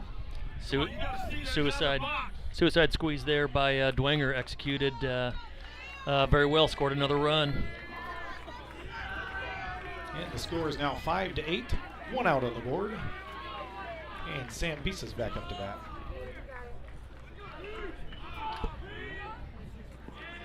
Curveball drops a little short. Ball one.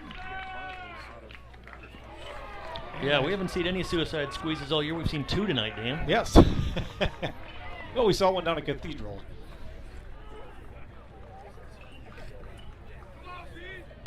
And there's a fastball low. 2-0. Homestead just got to settle down here and get an out. Well, we've got 1 out. Need to get another out. And another one after that.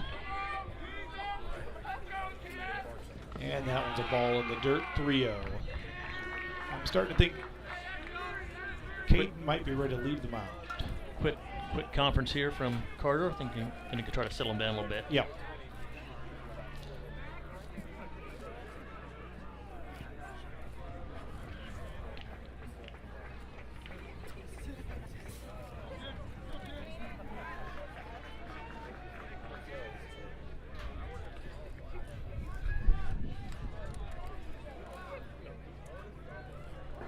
And that's the 4th straight ball. And pieces aboard. And here comes Coach Bile. Well, this game definitely turned. Looked like Homestead was in a good spot there, up 5-0, and had a tough 4th inning, and now they've got another tough 5th inning going right now, giving up a couple more runs, only 1 out. Yep, I see Hardwood going out to center, Carter Matheson coming in, so I think Carter's going to come in to take the mound and finish this one up. Caden walking off with the fans giving him a good round of applause for the great job he did today. Yeah, I'm not sure that how many of those runs are going to be credited to Caden, but I'm certain that it's probably 6 shy of the total, and maybe less than that. Yeah, that's one of those unfortunate things. Definitely had some runs in on error there, so Caden did a pretty good job getting into the 5th inning for us, and really was an unfortunate circumstance there that gave up some of those runs.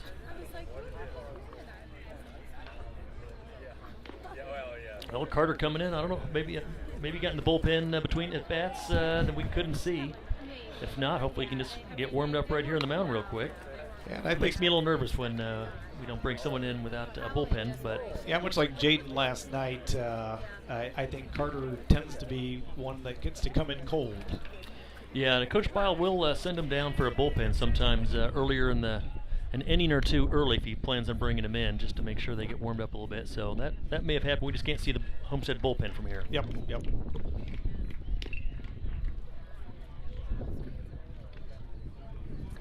And so Caden goes out, Carter goes to the mound, Braden Hardwick goes to center, and I believe that's all the changes that were made. We have 1 out here. Once Carter's finished with his warm-up pitches, it'll be Callan Stauffer up to bat.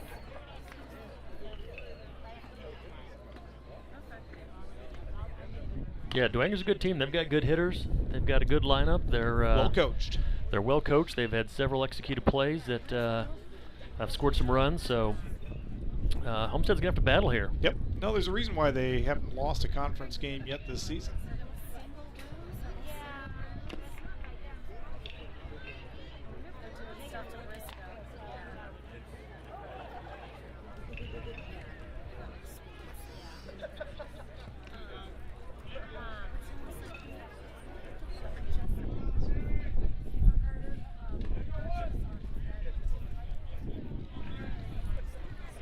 All right, here we go, Carter.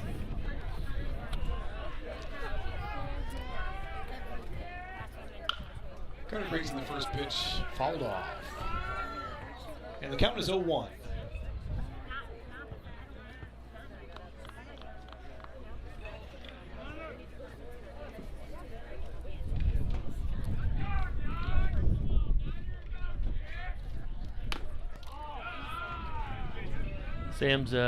Sam Peace on first.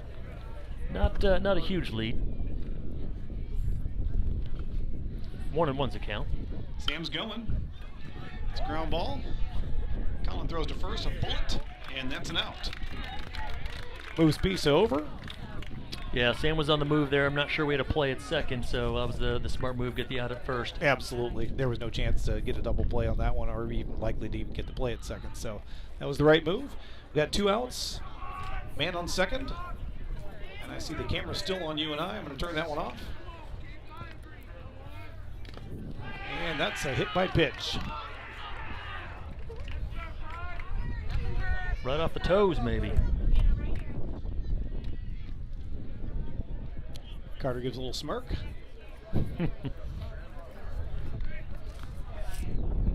And we're at Braden Thomas up to bat.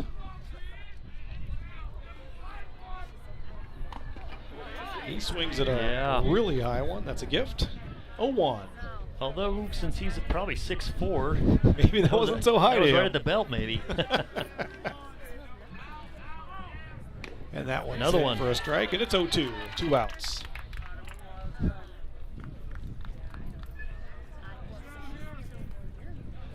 Got my wife writing me notes over here.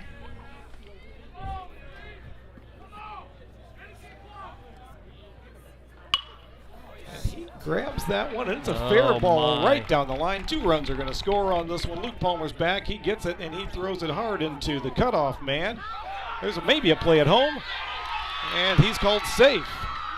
Boy, sometimes things just don't bounce your way. That ball hit on the line. Yep, the ump is calling the Dwenger players to get back in the dugout. And 2 runs up on the board on that one, and this one's breaking open. Yeah, head 0-2 there, fastball high in the zone, and just barely got his bat on it. Oh, he was almost fighting that one off. Put it right on the line. That's just a tough. And that's a swinging strike.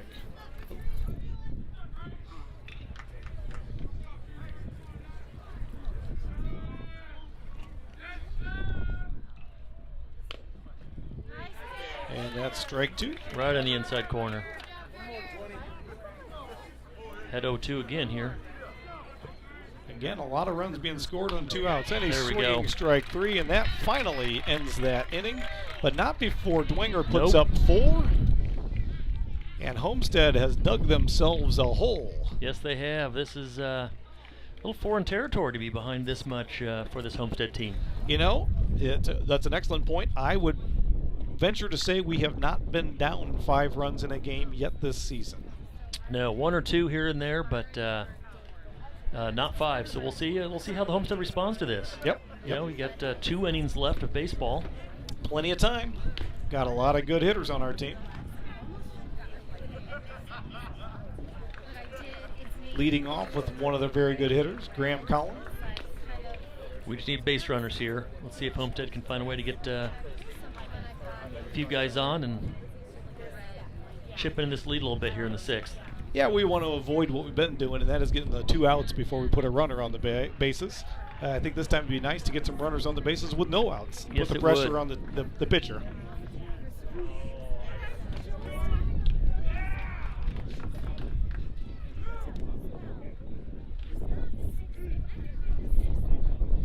I think is this our only scheduled game against Dwenger this year? It is.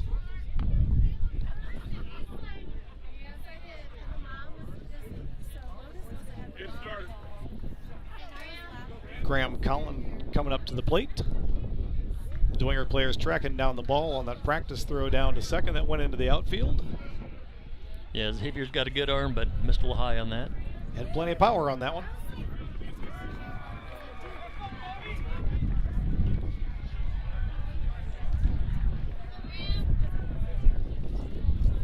Let's get this started, Graham.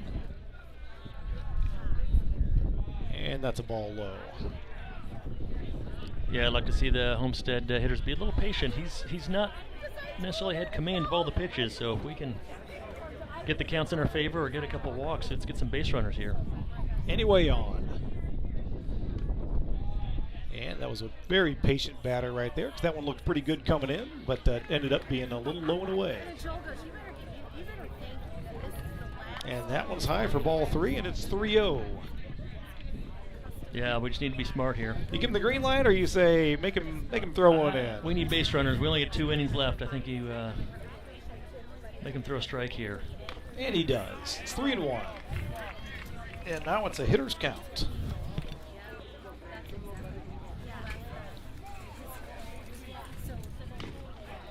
And Graham is aboard with 5 pitches, 4 of them balls. There's our first base runner. Got That's what we need. Got no outs. Got Lepper. He's been hitting the ball hard.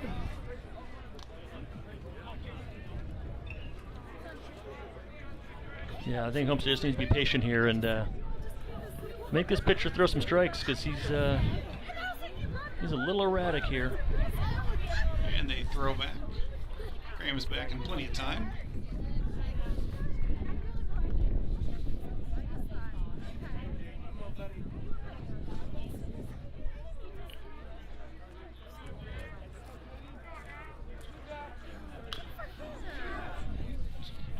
Bends down on a knee to grab that curveball that was Yeah. dropping low. Got a little bat on it, but just fouls it off. He did foul that off, but that was way down there. Yeah, it was. It was dropping fast.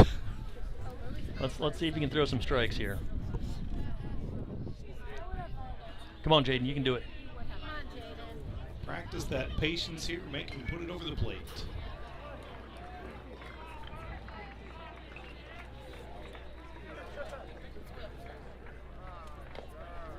And he brings a change-up in for us.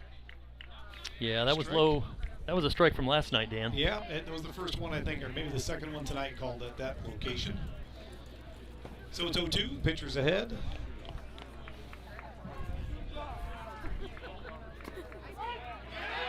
And he calls a very inside pitch, strike 3. So 2 questionable calls on 1 at bat.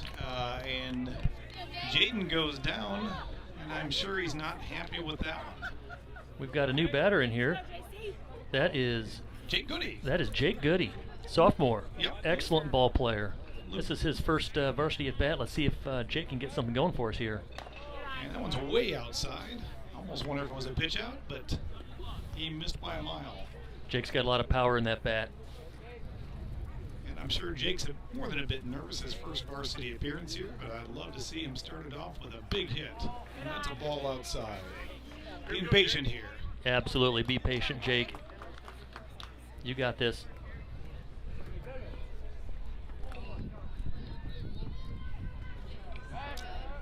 And there's a fake back to first. Yeah, it is.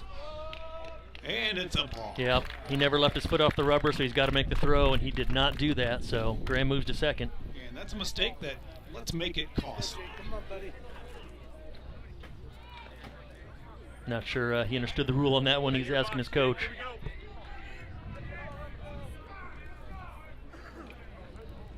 Let's hope that rattles him just enough here. Jake hits a ball. Yes. Very hard. In fact, that would have been the first one out of That's the a park. if it was 300-foot fair. strike. Yes, it was. That was a beauty, and it was. You could tell that he's got power because Yes. it was just such an easy swing. I've been watching him for years. Hit the ball a long way. Come on, Counts Jake. 2-1, and I have a feeling this pitcher's a little more than a little worried about that swing. And Jake calls timeout. That's right. It's Attaboy, Jake. It's your box. world, boss. It's your world.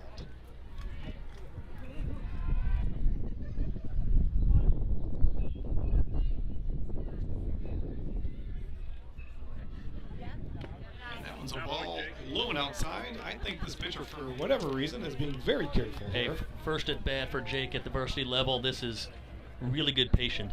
Yes, it is. 3-1. Good patience, waiting for him to come to him. Here we go. And that's a called strike, and the count is full. I was on the outside a little bit. Would like to see Jake go after that. He can hit that, but that's all right. He's got another pitch here. Got to protect now, but it's a full count. Pitcher has got to throw a strike.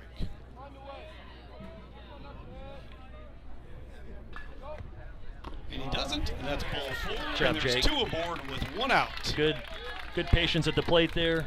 I think he only had 1 ball that was actually close to a strike, and that at bat. I guess 2 with the one that he he clobbered. laid into one of them, just pulled it foul a little bit. And we're back to the top of the order with 2 on. This is a recipe I like to see. That's what we needed. We wanted base runners. We got 1 out. Hawk's up to bat. Hawk is always hot. Pitcher's spending a lot of time looking back to second. And that's ball 1 outside. And we've seen a lot of outside balls this pitcher has thrown to these left-handed hitters.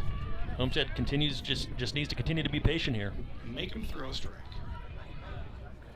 And that's a ball outside again. And a bit high.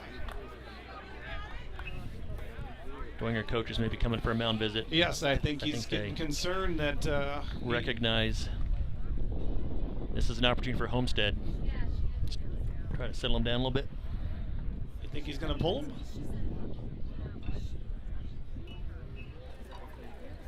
I don't see any activity in the Dwenger bullpen, so and with that schedule you mentioned, I can't imagine they want to use too many pitchers tonight either. Yeah. You got Hawk up to bat. You got Carter on deck.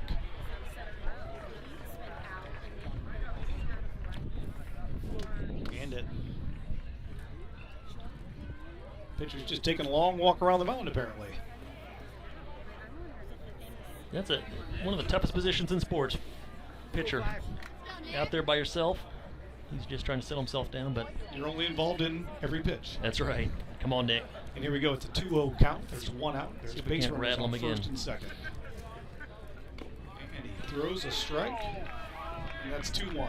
Yeah, a little on the inside. I think if Nick wanted to, he could have turned on that one, but Just wanted to see if he can throw a strike. Yep. Nick, Coach Bile might have given him the take sign. Let's see if he can throw a strike first. And that's called strike 2, and now it's 2-2.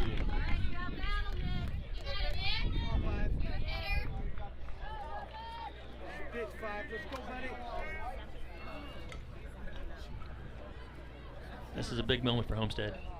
I'm not concerned. Hawk is a hitter. 3-2. It's a full count. That was another outside ball. A lot of pressure on the pitcher, a lot of pressure on the batter right now. This is a big moment in this game if Homestead can nibble into this lead here, or at least another base runner. And he misses by a mile on that one, and the bases are loaded, and guess who is up to bat? What's his name, Dan? I don't even think we need to say his name. No, he needs no introduction. Number But all 20. I want from him this time is a line drive. Not asking for anything too special. Just a standard Carter Madison line drive. If the pitcher wasn't nervous before, he is now. He's smiling up there, and I got to give him credit for Absolutely, smiling. you're right. He's having fun. These are the moments you want to be involved in. And it's a high and away for ball 1. And that seems to be the spot he's having trouble getting out of, is that high and away. Yeah, he's whether he's trying to or not, he's staying on the outside, staying on the corners. And that's a ball. Carter thinks about it, but no swing, and it's 2-0. And you know, it's Homestead's got this tough lineup of so many left-handed hitters, and that's who he seems to be struggling with. He seems to be going outside on all these left-handed hitters. And that one's popped up, and I think it's way out of play. I think the pitcher would like to have climbed the fence and gone after that one so that he wouldn't have to give Carter another pitch. Yeah, that was behind us by about 15, 20 feet. The count is 2-1. He was close. And I'm sure Carter feels a lot of pressure. I mean, it's a lot of weight to carry when everybody thinks you got to hit a home run all the time. And he holds, and it's 3-1. And it could be a run getting walked in here. Could be a line drive scoring 2. Yeah, hitters count to Carter Madison, bases loaded. Great opportunity here. And Carter gets a hold of that one. The right fielder is watching. Carter flips the bat, and that's a grand slam, folks. That's Carter's second grand slam on the season, folks. Unbelievable, but very believable. Wow. Yes, not surprised, but what a moment to do it in. He got every bit of that one, and that is his 13th home run on the season. He's got one to go before he catches the Homestead record. He leads the state in home runs, and he just expanded his lead a little more. What more can you say about him there? And the run difference went from 10-5 to 10-9 in one mighty swing. And here we are with a whole new ball game, and it was earned all the way. Absolutely. Dan, I think he cleared the fence by 50 feet. That was an absolutely fantastic hit. And now we got Caleb Colpine going up, and I see the pitcher still smiling, so you got to give him credit. It's either laugh or cry. Colpine gets a hold of that one. It goes into left field, fly ball for an out. Yeah, it looks like off the end of the bat there. Caleb definitely attacking on that pitch. It was in the zone, so like to see him swinging. Just got it up on that left field side and just died. Left fielder made a routine play. And that's 2 outs. We've scored plenty of runs with 2 outs. This is not over. Absolutely. Keep Brennan the rally Dwenger going. up to bat. And that's a ball low.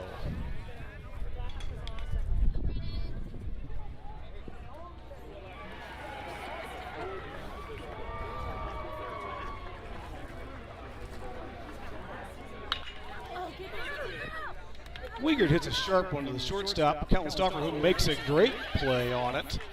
Throws it to first. And I've not seen so many plays where the base runner is tangling with the first baseman in one game before. In fact, I'm starting to think there's something up over there with the way the first baseman plays first. Well, the throw, I think, was off a little bit again. Pulled him towards the base path there. So another tag out. But Callan Stauffer made a nice backhand play at shortstop. He did. It was very smooth and made the throw. And Carter, I'm sure, is coming onto the mound now feeling pretty good here. I'd expect his fastball to be up to about 95 right now. Have a little extra zip on it. And I'm sure he wants to help his cause now, as he just did with his bat. And now I'm sure he wants to make sure that they don't manage to grab any more runs so that Homestead, with its last 3 outs, has an opportunity then to bring this game back to Homestead's favor. Absolutely. Yeah, that's a big half inning for Homestead to cut into the lead in such a big way. So 1-run game, we just got to get through the bottom of the 6 here and give our bats a chance to win it in the 7th. Absolutely.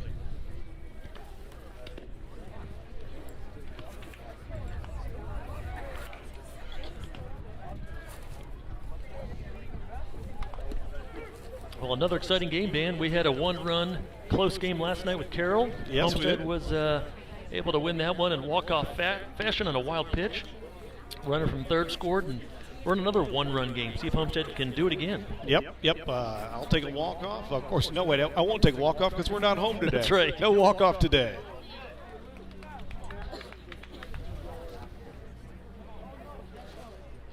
And we're back to the top of the order. I was going to say Lytle. that looks like Brendan Lytle, so we're back to the top, and so this is the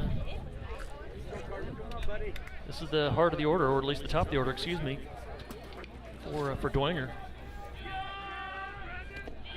And that's ball 1 low. Yeah, I was checking the Max Preps stats the other day, and I noticed that Homestead has an inordinate number of home runs, and of course we know why. But even aside from that, our team has quite a few players with home runs this season. That's right. But one thing I noticed in particular was that there was no grand slams for our team, and I knew for sure that Carter had a grand slam when we were down in Vincennes, maybe in one of the first games we played this season. But we'll see if that gets corrected tonight on Max Preps. Yeah, and we were at that game. He very similar, hit it out to right field for a grand slam down there in Vincennes. Carter maybe needs to settle in here a little bit after the extra adrenaline. It's now 3-1 with that pitch. Lytle has walked 3 times tonight. He has 1 hit. And I'm getting a message that I need to update the score because I was being too much of a fan, and Lytle's aboard on 5 pitches. And so there we go. Now I'm back in the game, folks. I think that might have been Lytle's 3rd walk of the game. It was. Hate to put the first runner aboard, especially in a game like this. But I expect Carter's going to settle in right now. Did they put in a pinch runner over there? They did not. And there's a bunt down the first base line, but it goes foul. So we've seen a lot of small ball from this team so far, and we've seen a little small ball from our team. That's how the first 2 runs got on the board for us. And I don't know how many of their runs were manufactured. Yeah, I'm sure they're playing to move Lytle around as an insurance run.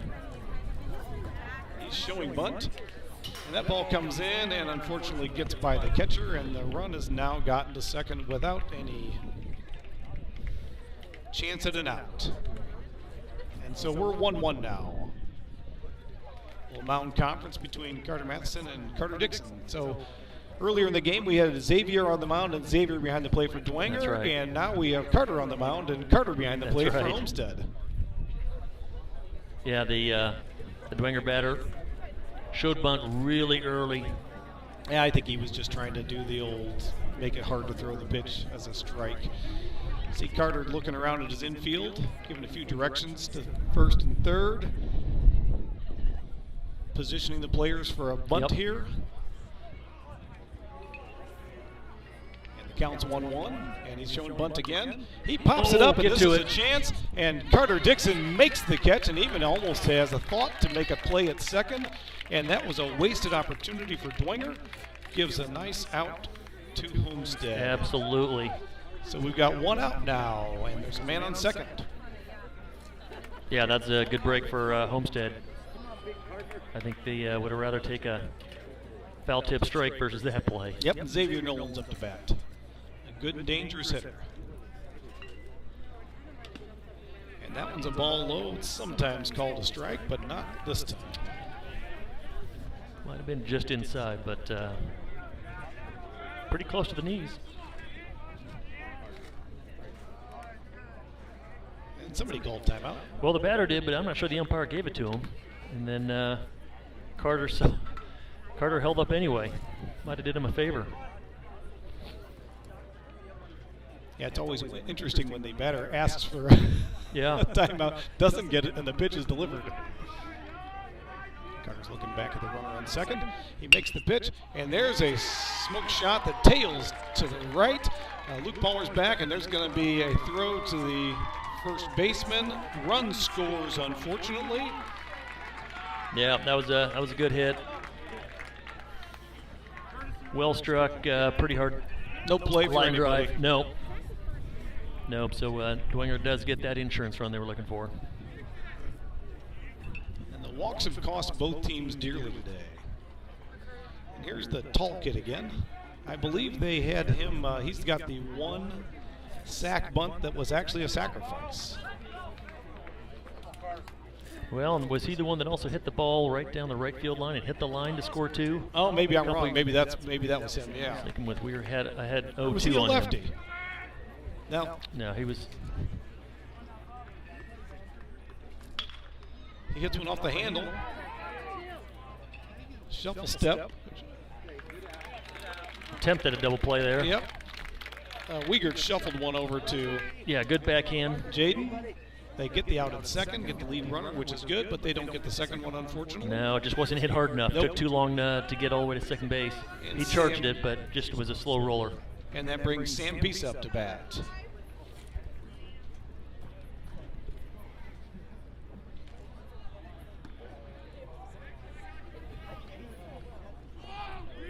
Runner on first, 2 outs. Sam smacks one right between the shortstop and the third baseman, and that's a hit. And there's 2 boards, first and second. All right. Callan Stauffer up to bat. We still got 2 outs. Yeah, let's just Homestead just needs to get out of this inning now. Don't want any more runs to be scored. No, 2 still definitely striking distance for Homestead with the bats that we've got. So it's we don't want the lead to get more than 2 though. No, we don't. Carter's positioning the outfielders. And he misses by a mile on that one, and the runners advance to second and third. Not sure what happened on that one, but Carter's even laughing about it. Yeah, that was definitely a slip. Something came out of his hand a little early. I don't know if he's trying to curveball, but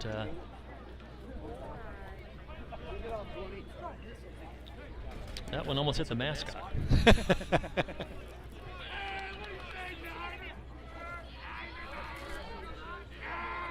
So 2 runners in scoring position here. And that one comes in for a nice strike. 1-1.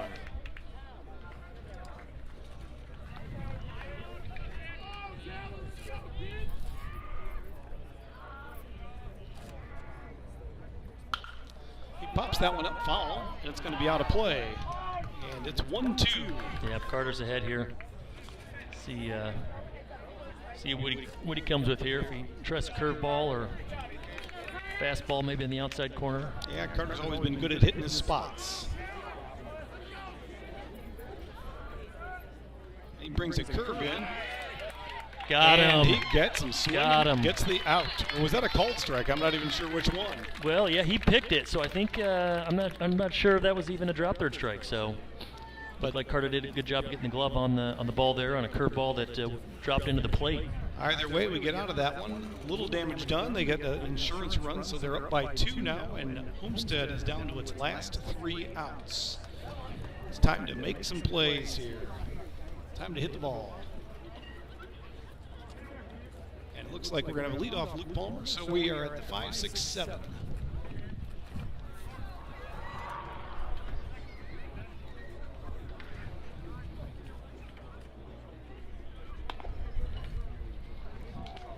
Well, 2 good ball clubs. Looks like Callan Stauffer's on the mound now. Callan would pitch a few innings here and there for the Sluggers team in the summer, and he does a serviceable job, and I expect he'll do a good job on the mound right now. Yeah, he's got a good arm. Comes way over the top. He does. He's an excellent shortstop, kind of prototypical middle infielder with a good arm. So. And his first 2 batters that he'll face are summer teammates. That's right. Not sure if that gives an advantage to the pitcher or an advantage to the hitter. Yeah, that's a good question. I vote for hitter right now. I'll vote for that too. The reality is that they don't ever face each other actually when they play That's each other right. or play on the same team. So it's possible there's no advantage to either one.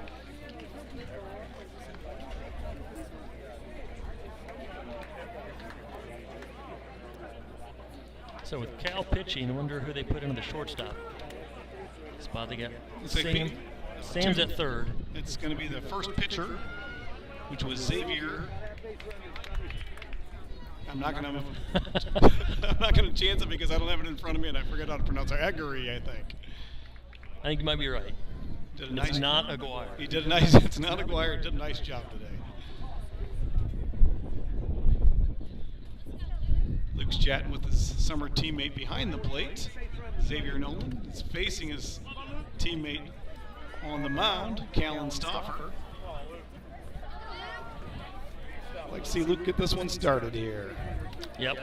Just like last inning, we just need some base runners here. Yep. We got to score more than one, so. I figure Callan's going to really want to throw a first strike, so I hope Luke's ready to take a good swing at it. And that one comes in low. Luke holds. It's 1-0. And now I think it's time to be patient to see if Callan can settle in fast enough. Yeah. Don't know how many innings Cal's been on the mound this year. And he throws a strike. Oh. Luke hits it hard. Good and hit. It gets over the right fielder. And Luke's going to get 2 out of this one. And he is safe at second with a stand-up double. A good start. Great hit. That's one of the few balls we've seen hit with enough power to get over the outfielders. Other than the Carter's. ball that Carter hit into New Haven. I'm not sure it's landed yet. No, but well hit. That's So just that's the start we needed. good start. Tying run is now at the plate. Micah's been pounding the ball today. And he calls timeout after Stauffer takes a little too long to deliver the pitch. What do you think in this tight situation? Do you have Luke try to steal third? I don't think so. Probably not. There's nobody holding him on. He can take a huge lead, and he is. And Callan steps off the mound because Luke's getting in his head. Yeah, the middle infielders are playing very deep. Nowhere near the bag. Luke could grab a few more feet. And now they're trying to. Shortstop's trying to keep him honest over there. Luke is smiling at Stauffer, hoping that Stauffer will look back. And Micah takes a swing and a miss, and it's 0-1. That was a curveball, I think. That was. Micah was a little early on that one. A little bit. Good. It was a good pitch. Bottom of the zone. Luke's doing a good job, I think. When Callan looks back at him, Luke gives him a big smile, Yeah. flashes a grin, and keeps him in his head. Because Callan knows. And that's a check swing called strike. And it's 0-2. Here we go, Micah. Let's go, Micah. Let's go, Joe.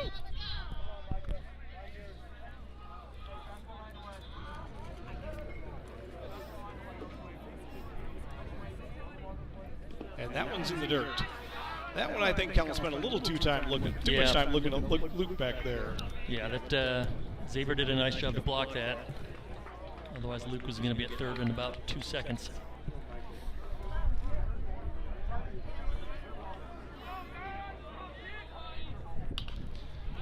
Micah does a great job of fighting that one off. Yeah, that was probably would have been called the ball, but it was close. It was close enough. So you got to fight those off. That's a great way to spoil it there. Shortstop's creeping back behind Luke over there.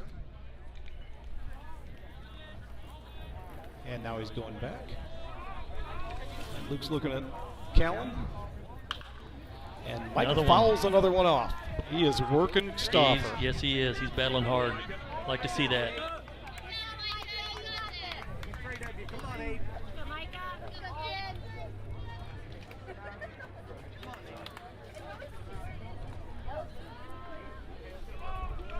Even the announcers have gone quiet here. That's right. This is a big moment.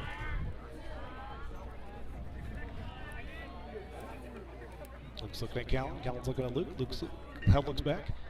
And he throws the ball high. I like to see Luke keep flashing that grin at Callan. Yeah, this is Cal Stauffer's definitely looking back a lot in a long time between pitches. Well, and that's when he's in the set position there, so I'm actually surprised Micah maybe hasn't called timeout to get him to focus, keep his focus there a little bit.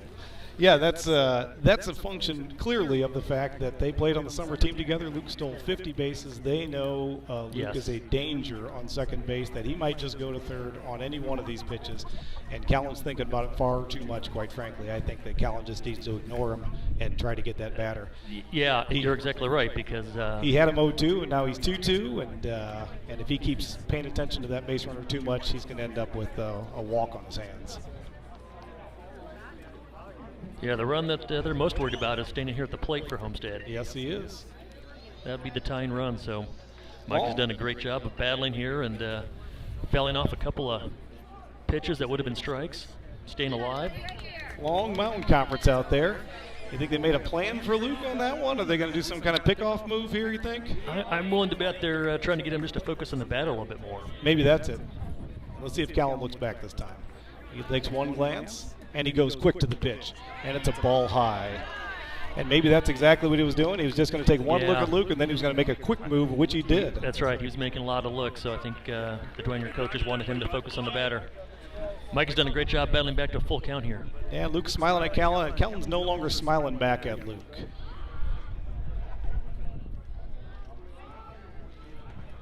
Here's the pitch. That's in another the one. Zone, and Micah fights Great it off. job, Another Micah. foul ball, and it is a full count. No outs, man on second. Keep battling, eh?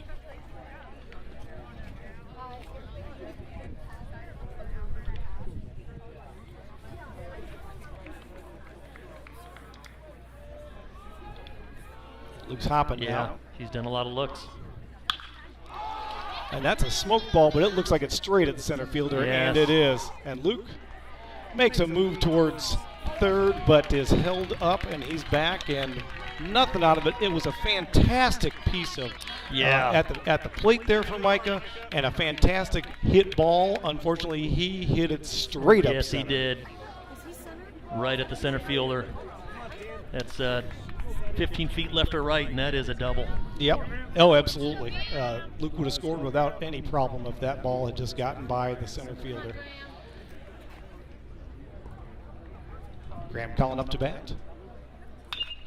And he hits a high pop-up. It's over there by the first baseman. They're chasing over there. And the second baseman makes the grab for the out. Wow. Luke advances to third, and now there are two outs. Runner on third. That was an incredible play by the second baseman to make that catch over his head. And Jaden Lepper, the tying run at the plate. Luke Palmer now on third. Homestead's down to their last out here. We're down to one out.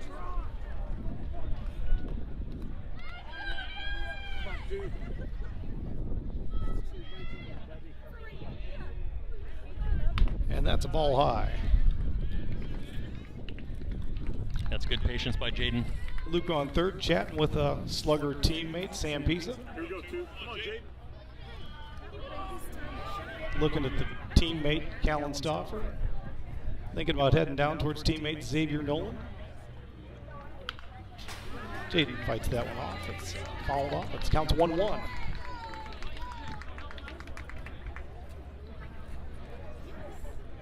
A lot of pressure on the batter here. The advantage is now on Dwenger's side.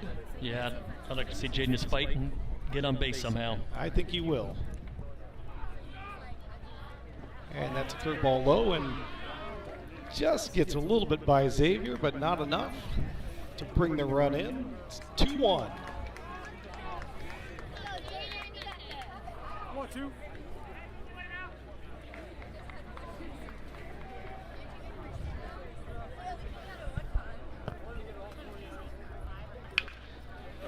Thrown in. Yep. It's fouled off. Fouled off again. 2-2.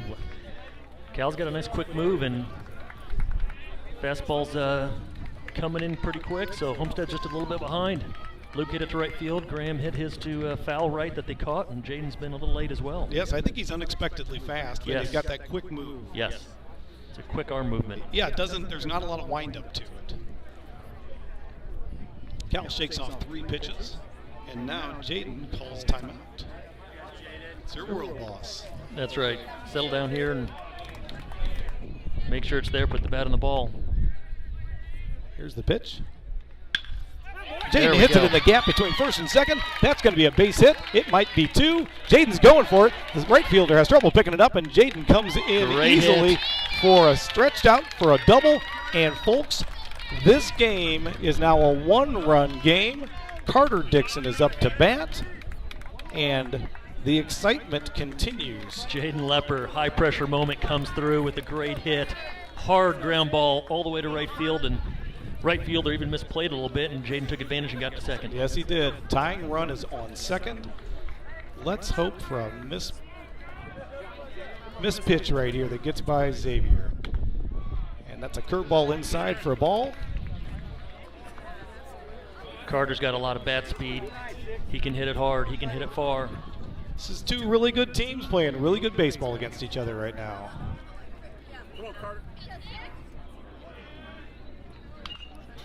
Carter fouls one off, and it's 1-1.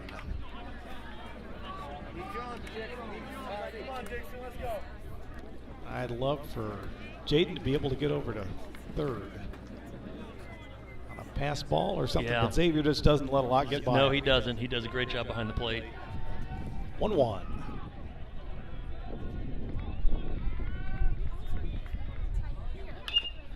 And that one is a slow roller to the third baseman. Throws to first for the final out, and that's the game, folks. Dwenger beats Homestead 11-10. It was an excellently Yes. played ball game by both teams. Yes, that was, 2 good games in a row here for Homestead. They came up on the short end of the stick tonight.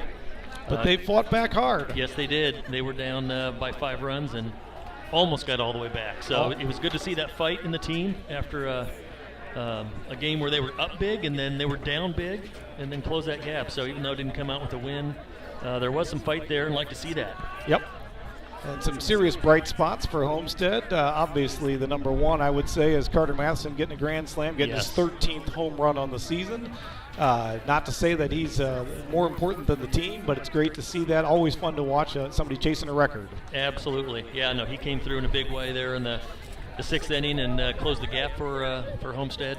Saw some good pitching for Homestead. Tarango really had a fantastic did. outing. The 6-run inning that we saw there in the 4th really wasn't his doing. That's correct. He was out of that inning, and that really was the difference in this game.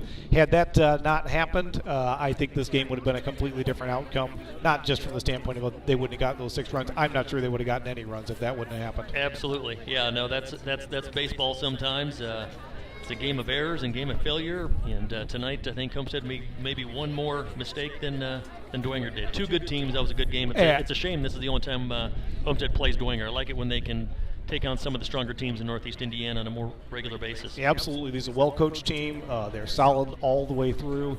Their pitching was great today. Their hitting was very solid. Their fielding was solid, and that's what we like to face, because that's when you get to be a better ball club, is facing teams like that. Absolutely. This is a good stretch for Homestead to be facing Carroll and Dwenger, Snyder, and then Carroll 3 times next week. So this'll hopefully toughen up the team a little bit and get them ready for a run at state. Yep, and hats off to Dwenger tonight on the win. And Homestead plays again on Saturday. They've got a doubleheader against Snyder. We will be broadcasting those games. That is senior day. Normally it's senior night, but senior day. And Craig was just telling me I should have the camera on us announcers right now, since we are giving you the long chat at the end of the game. So we're still learning here. This is I think our 5th game broadcast. I believe so. So we're still learning, adding new features to the broadcast each one of the games, and trying to make it more enjoyable for you folks. Hopefully you're getting enjoyment out of this. We will be out at Huntington University again on Saturday for that doubleheader, and we were positioned last time out in center field. Yes, we were. And it really wasn't a bad angle, but we're pretty far away from the action out there. We're going to see if we can get into the box out there this weekend. And it's possible that Summit City Sports will be broadcasting the game, though, so we might have to make a decision on whether or not Sure. we're going to do a broadcast. And if we do, it would be from center field again. Yeah, there you go. Well, I guess we'll make that decision later. We do like to support Summit City Sports. They do a lot of great coverage for high school sports in the Fort Wayne area, but we're having a lot of fun. Absolutely. So I want to do it just because I'm enjoying doing it. there you go. So, folks, I think we're going to sign off, and I hope you had a good evening, and I hope you continue to have a good evening, and we will see you on Saturday. Thank you, Dan. Thank you, everybody.